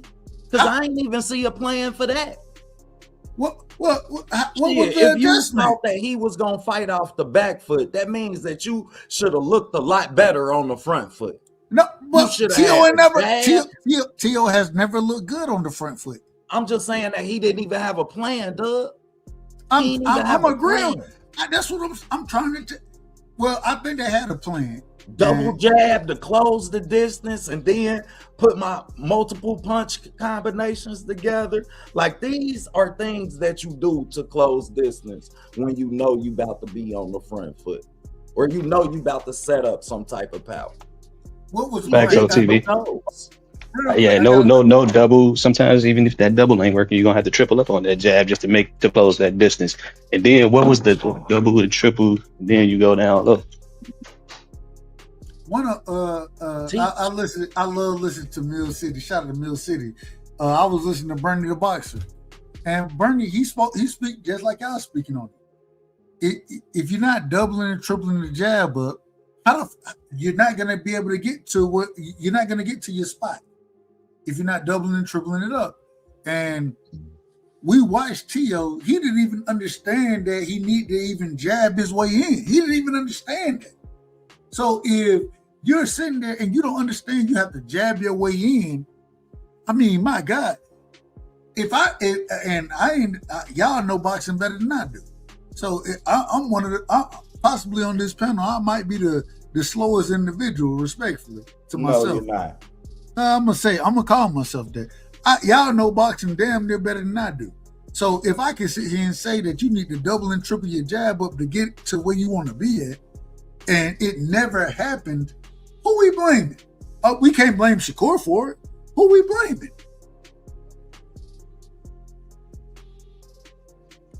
It's out of order. It's T.O.'s fault because they didn't have adjustments. But sometimes you can have a plan A, plan B, plan C, plan D.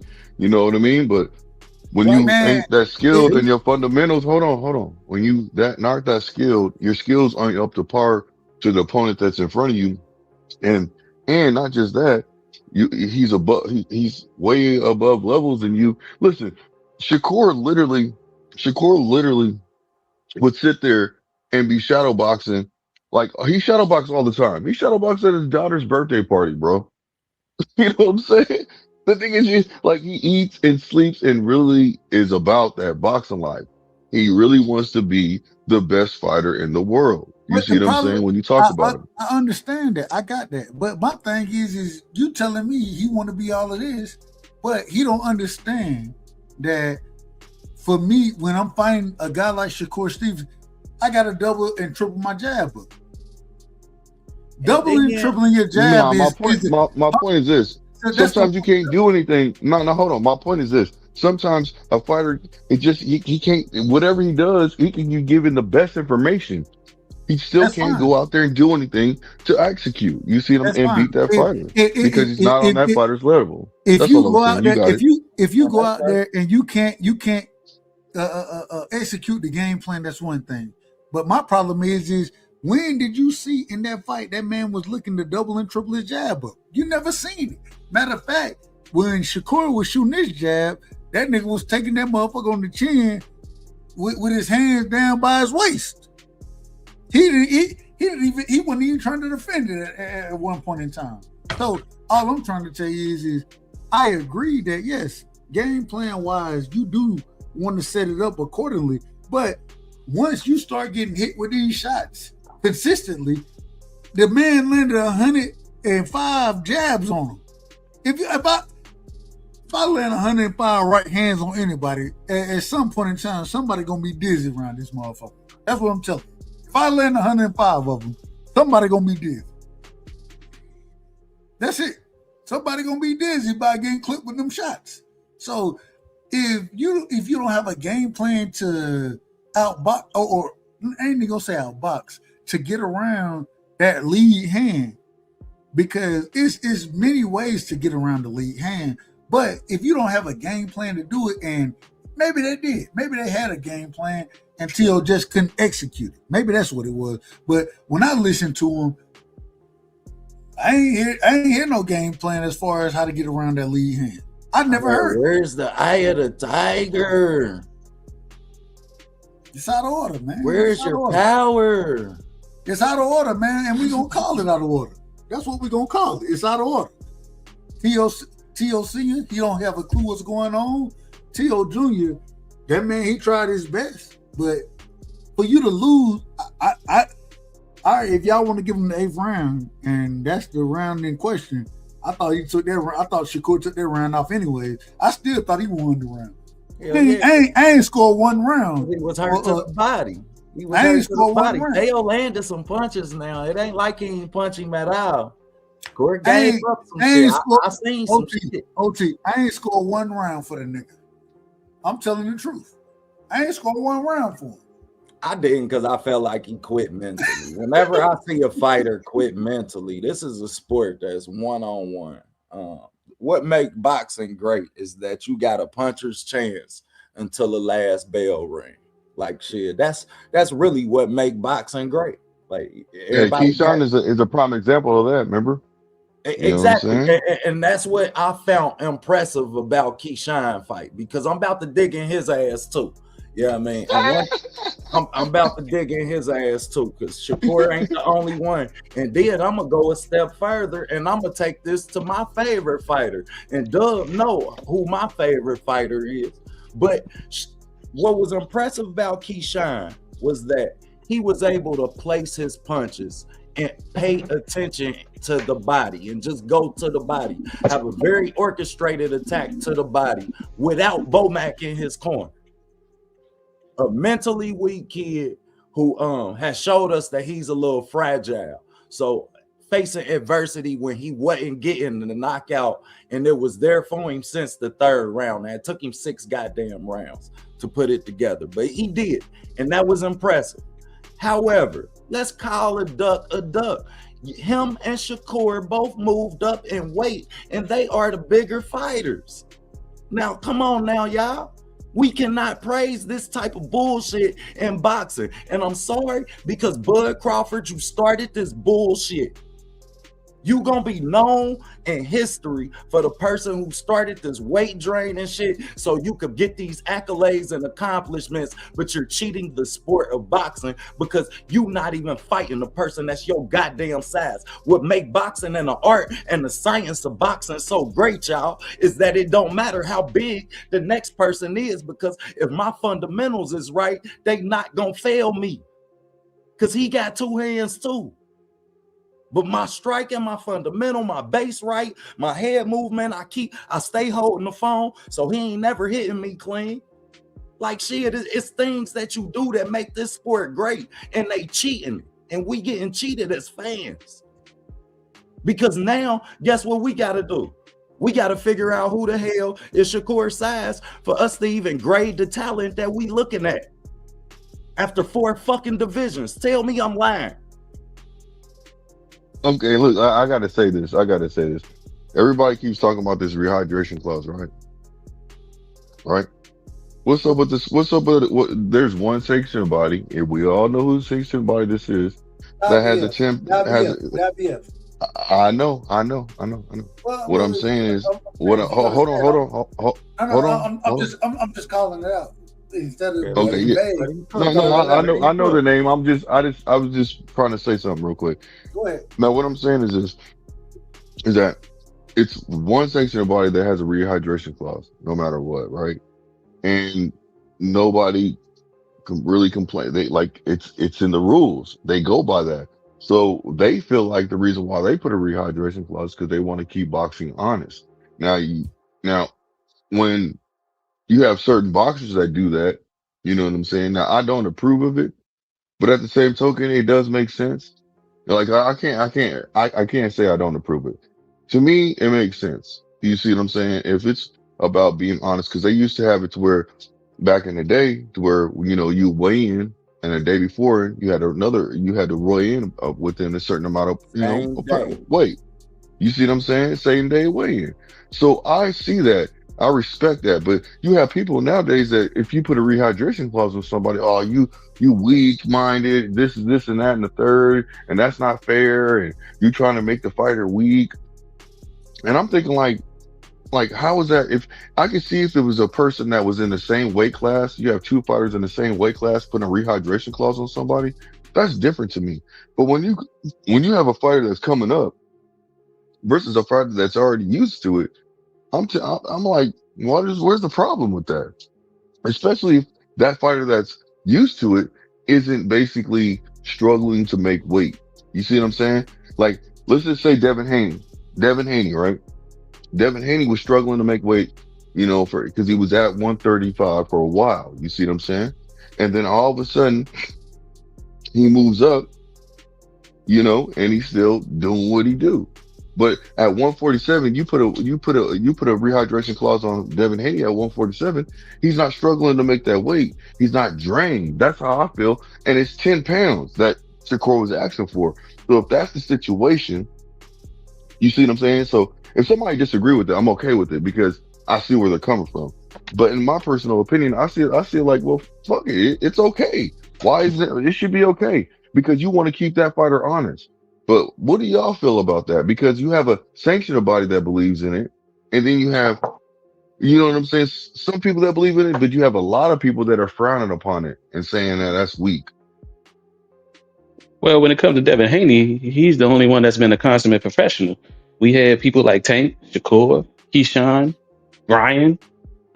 These are all the guys who's missed weight on the scale or lost belts on the scale. Tell me a time where Devin Haney has ever not made weight. That's the only thing he asks of you is to come make your weight and be clean. So as far as Devin Haney, you don't get to tell Devin Haney, hey man, no, put a rehydration clause. The time to beat Devin Haney when he was at 135 when he was depleting himself. You know what I'm saying? That was the best opportunity for y'all to get at him, and y'all didn't get at him then. So now when he's at a better weight form, now y'all want to say, hey, put a rehydration clause on him? No, get the hell up out of here. And then we the same age, we came up together, and if Shakur is a guy who lost weight on the scale, I don't see how he's asking for somebody to get a rehydration clause. Maybe Conor Benn, because Conor Benn fought at 154 or something. He fought more than 147, 160. Wait, my bad. Yeah, 160. So okay, I get it. But Devin Haney, he's just one weight class higher than you right now. Why are you asking for a rehydration clause on somebody who one weight class higher than you, and he just had his first fight at 147? I respect what you're saying, but he's actually two because it's so fact that he just came up for one fight. I know Devin Haney just came up just to 147. He's not acclimated to that division like that. He fought Jose Ramirez. That wasn't at 147. Devin Haney fought at 140, and then he had two fights at 140, right? And then he just now fighting at like 144. What is it? 144? Yeah, it was 143 against Jose Ramirez, right?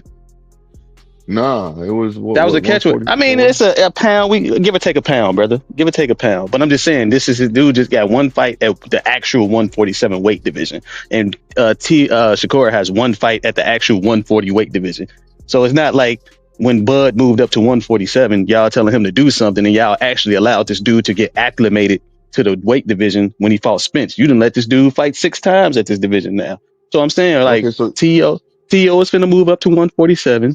So if he moves up, he can't say, "Oh, Devin, you've been up here too long." Like, no, you lost to Shakur. Now you say you finna move up to 147. Bro, I got one fight at this weight division. So all that weight stuff talking about rehydration clauses when it comes to Devin Haney particular, no, he's not acclimated at the weight class. Just that, you know So what I'm would saying? you avoid, if you was a fighter, would you avoid the IBF? I mean, if I was, hold on, you said if you was a fighter, would I avoid the idea of asking anybody or Devin Haney or Conor Ben No, I'm for talking about rehydration? you. I'm saying you because it's a rehydration clause that they want, regardless. I mean, nah, if we the same size and the same age, like, no, I agree with OTB. Like, dude has been fighting dudes. He get up there and he sprined out. He bigger than the dudes, or he thought he not stronger than me. Like, nah, be the dude who you say you are. I mean, you feel like you the But best think fighter in the about world. what you. That's But think what about makes what you you're great. saying. Like But listen, we so quick to call these boxers great, but what made Floyd great is that he did it against everybody who was bigger than him. What made Nah, he put rehydration clauses on people too. I don't doubt You that he can't say did, that. but he was never the bigger fighter. You Okay, never so what I'm And, saying, okay, check and it out, Floyd check would it out, make check it you, out. Floyd would make But you if wear what gloves he wants you to wear too. Like, okay, nah, well, you can't wear those. hold on. Now you saying that it's okay. Listen what you said, OTV. You said it's okay, I'm but never still. saying it's okay for none of this shit because I realize the physical advantage that these fighters is having by even draining themselves and rehydrating in the first goddamn place. We talking about people bodies. We talking about a sport that's divided off of weight. Now you So figure out a what do you way consider to Devin Haney then? What do you manipulate consider the to have weight. Devin Haney then? Well, OTV. if it's okay for Devin Haney to No, deplete hold himself, on. then it's okay for him. Hold on. These I Wait a want minute. Whoa. Wait a minute. Everybody out of order. Yeah, we gotta have order around here. I was trying to get. I got it. Okay. Let's keep it in order. And I know, Blue, you asking the question, so my bad, you know how passionate I get about this shit. No, you good, man. You good. Bad, no, I was asking you though, Hold on. We're gonna allow the question to be asked, and then we're gonna get an answer from it, and then we'll get back to the next. You know, I ain't got no problem with y'all going back and forth, but let's do it in order, respectfully. Thank you, fam. Yeah. So I was just saying. I'm just saying that I have a problem with all of them doing it. Everybody in the sport is manipulating the sport itself because you only gonna drain what water weight. You don't drain muscle. That ain't going nowhere. Facts, so when you rehydrate and you're telling me that you don't have a higher punch resistance, knowing that you are have a higher muscle mass than your opponent means that you have a physical advantage. This is how we are being manipulated into thinking that people is good at this shit and they ain't shit. Let me say this real quick though, fam. Can I say this real OTB? You know, some people, I hear what you're saying, right? But some like I have a high metabolism. You see what I'm saying? So I could be taller than somebody, but I can't gain the weight. And I understand that. And these are the fighters like a Bud Crawford, who 5'9" with a 73-inch wingspan, which is equivalent to Jamal Charlo. His dimensions are different. Yeah, however, but you see what I'm getting at though, right? That don't make me not look at your wins different when you consistently move up and you're still bigger than fighters. Now I'm looking at the fighters that you beat. I feel bad for Errol Spence. So let me ask you this, man. Move up to 154, be successful, 168 and be successful. Shit, no, you didn't get a fair fight at 147. Oh, well, hold on. You got to fight. Let's just say that Bud suffers from that. You know what I'm saying? Let's just say I suffer from that, right? But I'm beating everybody. But you don't know I have a high metabolism because I ain't put it out there. You see what I'm saying? But you know that I fight, I do what I do, and I'm a big guy. I'm tall, right? But you don't know that I have a high metabolism because I ain't put it out there. So, but you see how you can hold something against somebody, and then next thing you know, they can come out and say, well, man, I got a high metabolism. And that's why I can eat whatever, and I can't gain weight, period. So that's why I'm down here at this division. Do you hold that against them? And I'm not saying that's everybody's situation, but I'm saying certain people certain people should be allowed a pass, but you don't know that because some people don't want to put that out there about their business. Yes, You see and what I I'm saying? understand that, and I understand that if that's the case. But Okay, what I I'm got looking at, you. Nah, these you got fighters it. You I'm got it. looking Thank at, you for bro, answering honestly. that's not the case. We No, I looking got at you. a I got Dev you. I Haney got you. Yeah, who been naturally bigger. We been knowing Dev was gonna fill out and be that's a big fact. up top. Broad shoulders. Look at Shakur Stevenson. Broad shoulders. He's not no little, not naturally little person. No, you done been bigger than everybody from 130 to 140 now. And I can name a couple 147 pounders that you bigger than. Like this is No, I can dig it. This is the problem. This and we're gonna be honest about this. Hey, all right, hey, OT, you know how I am. I argue with you any day of the week. You know how I am. It ain't about the argument. Wait a minute. You out of order. No, it's just good dialogue, man. It's not And now arguing. you out of order. Now I ain't saying argument, but we're gonna be in order around here. And I'm gonna tell y'all the truth. Listen, the one thing, and even in this situation, right? Before I get to Devin, because I'm getting to Devin and Shakur, we gotta make sure y'all understand what's going on around here. Before I get to Devin with Shakur, that man as a four, I mean, he done moved up accordingly. I remember a time where I went at Shakur tough because he missed weight. And y'all know I'm a boxing fan. I'm gonna go at you. Nigga, if you out of order, you out of order. I'm gonna call you out of order. So, and when Shakur missed weight, what I said? I sat there right in front of everybody. And this was on Kyle's show at that time. I said, bro, fuck, man, damn all that. This nigga, he out of order. He out of order. And the reason he out of order is because you ain't no professional if you missing weight like that, right? The thing is I agree. Yeah, you move up in weight, and I agree with all of that. When we ain't never seen Devin miss weight. Y'all correct me if I'm wrong there. We ain't never seen it. I remember a time where Negroes was out here coming at me talking about, man, hey, they literally sending me Instagram messages of Devin. Man, look at him. He looked like the skeleton or the crypt keeper right now. He looked like, all right, fine. Yeah. Is he cutting too much weight? In my opinion, yes. Did he miss weight? Nope. Did he lose the fight? Nope. All right, then. I don't want to hear nothing about it. I don't want to hear nothing about it. All that. Hey, Doug, is that true? Is that true? We never seen Devin fight nobody that was bigger than him. Hold on, y'all out of order. Y'all out of order. I'm trying to be in order. I want to finish what I'm saying. What I'm trying to tell you is even when that happened, and he the crypt keeper, he go out and win the fight. Then get what the first thing they come back, the same individual texting me, get what they come back and say. Oh, he a weight bully. Well, wait a minute, you done sent me a message of a man looking like the crypt keeper, and now you want to tell me he a weight bully.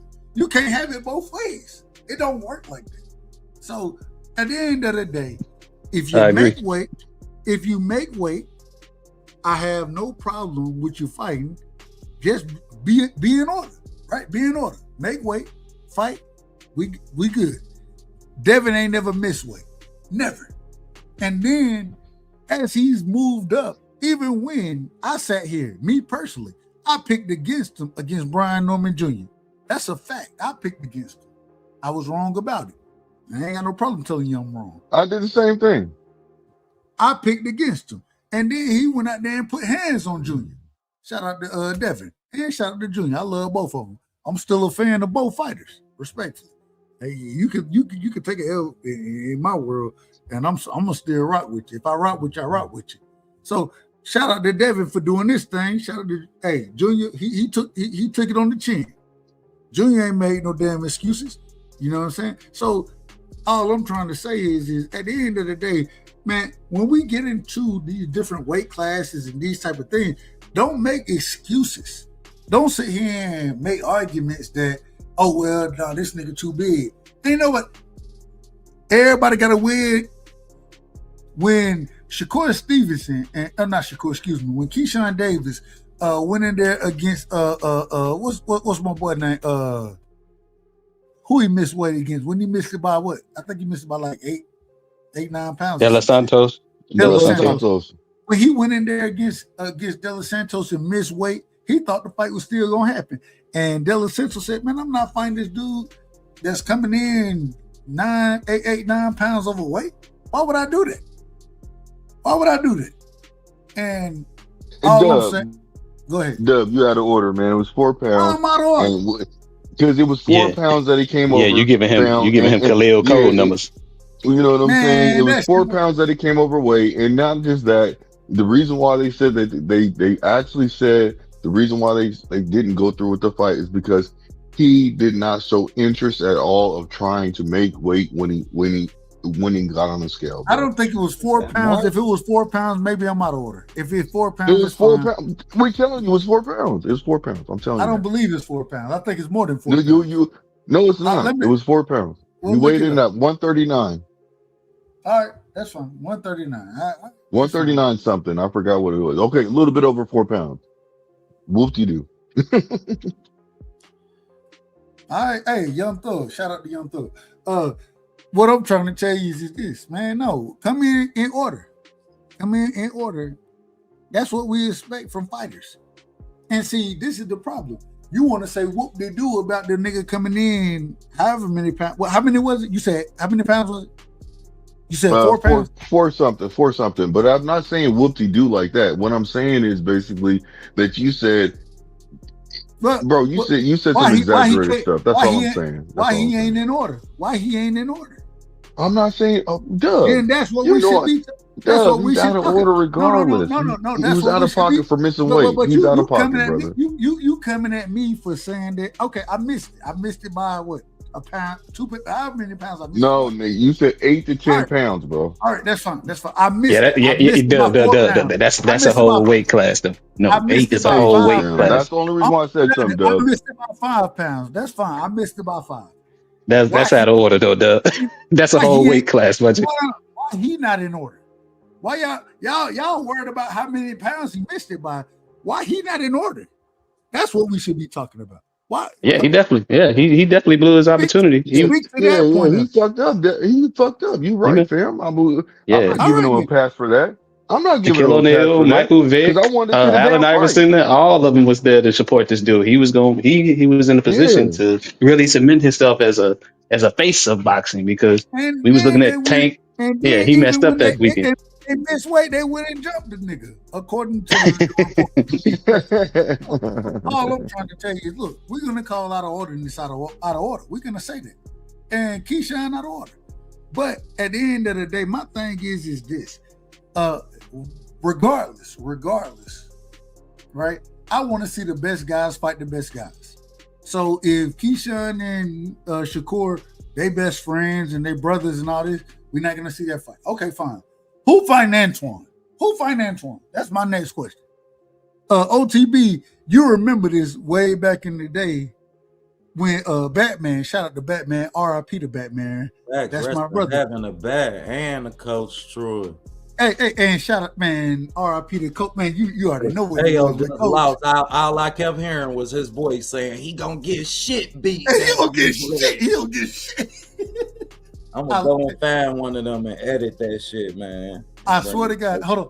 I swear to God. So we got a chance to see Devin fight Rougarou, right? I was thinking to myself, man, if Coach was here, boy, Coach would have been on pins and needles. He would have been on pins and needles with that Coach fight, right? Cussed Rougarou out in person. Goddamn it, Coach would have cussed his mama out, his daddy out. Man, Coach would have cussed everybody out. I love Coach. How Regis was looking that night, man. Yeah, I don't know if everybody remember, but man, rest in peace to Coach, man. Rest in peace. Definitely. Rest in peace to Batman as well. Yeah, Batman. Two great individuals, two great boxing minds, man. And I know y'all may not see it like we see it, but man, we talk boxing with these guys every day, like every day. And that's what we did. So, and as hard as Batman went for his brothers, man, for Gary Antoine to be a champion right now. Hold on, and man. Batman get to see it, man. Man, when Batman was going tough in the paint, right? I remember Batman told me, he said to me, and I love Devin. Batman said, "Hey, we gonna welcome him to the division. We welcome him to the." I said, "God damn, that's a fight I want to see. I want to see Antoine versus Devin." And Batman said, "We gonna have a belt by that time. We welcome him to the division. We ain't got." Hey, I'm telling you this right now. Shakur will fight him. You best believe that. If he campaigns at 140, he's already sparred with them. Listen to what I'm saying. Y'all know what I'm talking about. Shakur ain't scared of nobody, bro. Hold on. So let me ask the question this way, because I understand where you're going. Let me ask it this way. When we talk about Shakur, because Shakur, he called that kind of being. He said he wanted to go to 147 with the rehydration clause. Then he also said, respectfully, he said that he don't plan to stay at 40. He planned to go back down to 35. Seems After like he just missed weight. But it seemed like he not trying to stay at 40. That's what it seems like. So my question is this: we play a game around here, and the game is who you beat. Who you beat. That's the game that we play around here, and we're gonna ask the names, and we're gonna pass it around the panel accordingly. Blue, we come to you. We're gonna start, and we talking about Shakur right now. with me, man. Oh, I'm just messing with you. I'm just messing with you, brother. Go. No. I'm just messing with you. That's what is it, fam? Well, be in order then. You out of order. But I can't joke with you. I can't joke. Any day I'm out of order for joking. You can joke with me any day, but I'm gonna still call you out of order. Okay, stop being sensitive. Stop being sensitive out of order. You being sensitive out of order. That's what I'm gonna let you know. Hold on, Ron here. What we do? This is what we do, Ron here. This is how we handle it. Oh man, y'all. What is it, family? Let me know. I ain't gonna do it. I ain't gonna. Blue, I'm asking you now. When we talking about no. When we talking about who beats who, we talking about the 40-pound division. Shakur Stevenson, right? The first name we're gonna put him up against Gary Antoine Russell. Who you got in that fight? Shakur or Antoine? Who you got? Shakur. And why? Shakur. Why? Because I believe that he's a. I believe he'll beat him. He'll outpoint him. He'll make him look like he don't belong in the ring. But why? He'll make him look amateurish. What would he do better? What would Shakur do better than Antoine? Defense and combinations. He will Gary Antoine Russell, in my opinion, he smothers his punches. Okay. I mean, you seen that in the little league sparring that they had. Gary Antoine Russell was smothering his punches, and Shakur was clearly catching him cleanly. You see what I'm saying? And taking his punches. I've never seen the sparring tape. I've never seen it. Okay, so what I'm saying to you is, don't give me the line. Okay, no, it's all good. It's all good. And in my opinion, he hurt. He didn't hurt. I won't say he hurt him, but he put him in a position where he had to grab Shakur, or lean against. Let me say this. Let me say it right. Shakur caught him with a combo and it caught him right, and he leaned in on him to recover. You can't do that, and you can't do that, man. He's gonna lose a fight. So I just feel like he's gonna be able to outpoint him. He won't be able to hit him like that. He's gonna make him miss in a fight. He's gonna make Gar miss, and it's gonna be another Tio situation, because I'm gonna tell you just like this: Gar is athletic. He's gifted being athletic.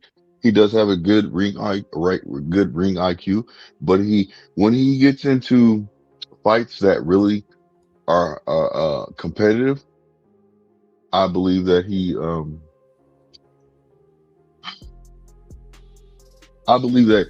he puts himself in a position like with Puel, because he lost to Puel, right? I believe that he puts himself in a position where he goes out of it. I don't know, man. I feel like he has to get his get back. You know what I'm saying? He has to prove himself. You know what I mean? And I believe that Shakur can take advantage of that. That's all I'm saying. Shakur can put him in a position where he That's always has accurate. to play Gary catch do up. always want to respond when he get punched. Yeah, That's accurate. he's That's gonna very play catch. accurate. He's gonna play catch up all the time, and Shakur is gonna take advantage of that and be able to expose that in the fight and make him look like he's just an amateur. And that's all I'm gonna leave it at.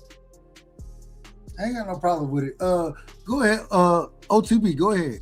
And then we going to Lake, we going to Mr. Chapman. Go ahead, OTB.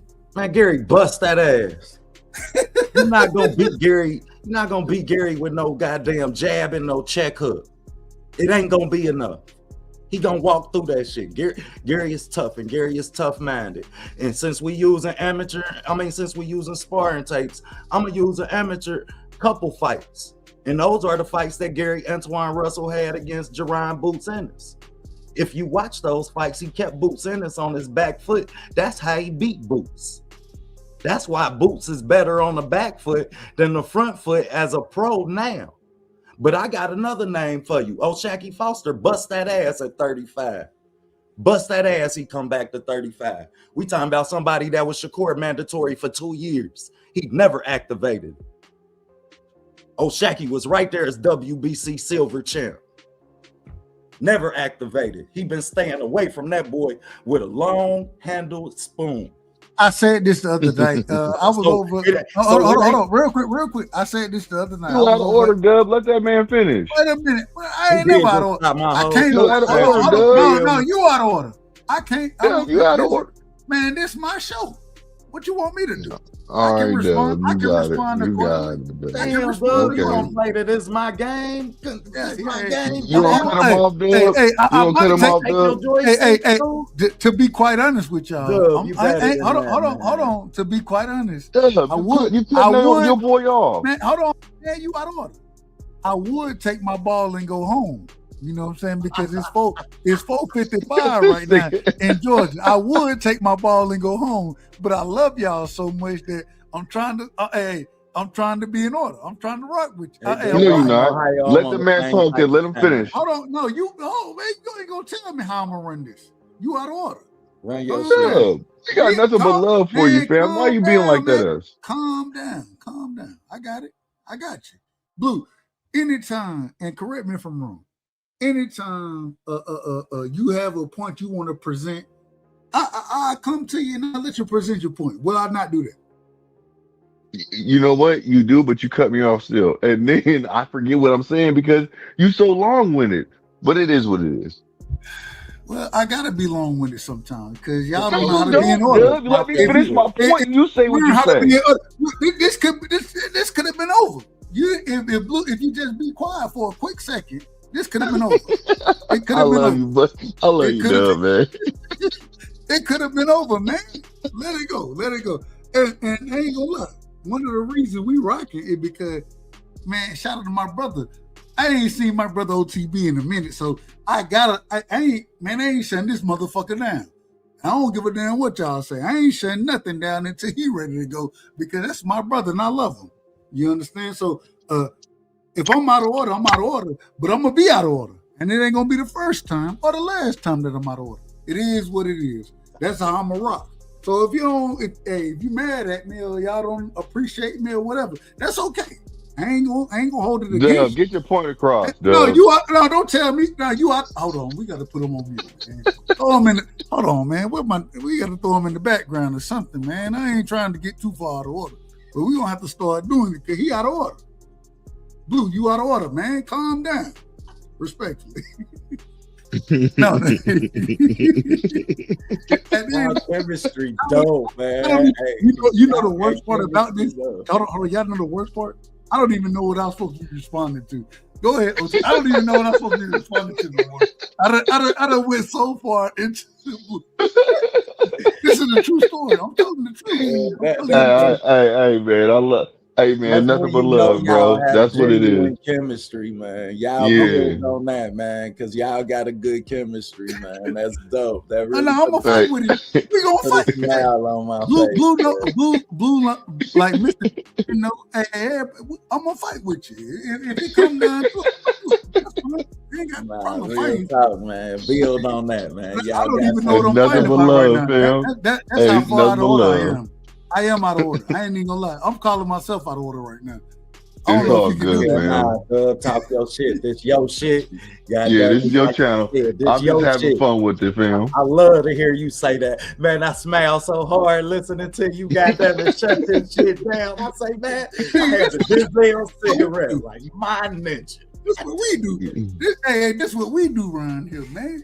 Hey, I'm a real one, fam. Listen, I roll with the punches. I'm a real one. You know what I'm saying? I know how to dish and take it. You dig? Nah, y'all got no chemistry though, man. Really, the individual out of order in this situation is me. I'm so far out of order, but I gotta be. Listen, man, I ain't saying nothing down. But nah, bro, my homie still ain't with. So let me wrap up, man. I was just saying. Don't wrap up. Keep going. Not only I feel like O'Shaquie Foster there too. So if I got it. If we don't get that, that's not my fault right now. But hold on. I got it. You just said it and you put me back in order. I said the other day, I was on I don't think that Shakur should go back down to 35, right? I don't believe that. I think once you become a lineal champion, you should never go back down. You shouldn't go back down. But if he does go back down, I'm not looking to see him fight Murataya. I'm looking for, and I said this the other day on Greg Hackett's show. Shout out to Greg. Y'all make sure I go sub to Greg. I said that, man, I want to see that nigga fight O'Shaquie. That was the name that I came up with. But I don't think that fight should happen because I don't think he should go back down to 35. He need to, if you're the lineal champion, why wouldn't you campaign where you lineal at? Why wouldn't you campaign there? And then to sit there and bring up a Conor Ben, right? That you want to put a rehydration clause on, okay, that's on you. I disagree with the rehydration clause. That's my personal opinion.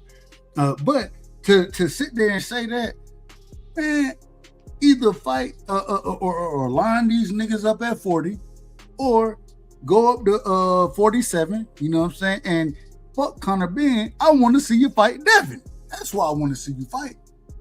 So, man, I think that we don't get cheated as boxing fans. I think that's the good thing about boxing. If we don't get the Dev fight, I feel like you still don't discredit. I don't discredit Gervonta Davis in this equation of fighters that I still want to see, fights that I still want to see happen. So if we don't get the Gary Antoine fight at 40, then I feel like we may get the O'Shaquie Foster fight at 35. I won't be mad at the Murataya fight once I seen Murataya actually use his flat ass feet sometimes, but he got 2 left feet, so I don't really want to see that either. But your question was the Gary Antoine Russell. I brought up O'Shaquie Foster by accident. I apologize about that because I'm really petitioning for the O'Shaquie Foster fight. Two things can be true at the same time, though. Two things can be true at the same time, and it's interesting. So I'm really, and if Shakur was to go back to 35, I really want to see. And I hate all this, we friends and all that kind of stuff. I want to see him against Abdullah. I love the way Abdullah fight. I think at this current moment in time that he'll get cooked. I think Abdullah will get cooked by Shakur. But hey, you got time to learn and grow from that fight.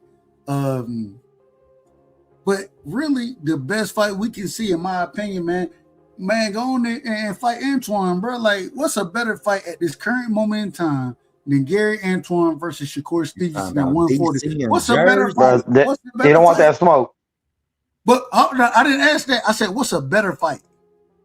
Look, I'm okay with that fight. Listen, Shakur I'm okay with that fight because I like the O'Shaquie fight myself. I'm okay with that fight between Gar. Because the simple fact is, he has a belt. Anybody that has a belt, Shakur should go for him. That's the how I feel. I'm dropping off for a second. I'll be right back. And that's why it was disappointing to see him call out fucking Conor Ben when he had a whole bunch of other people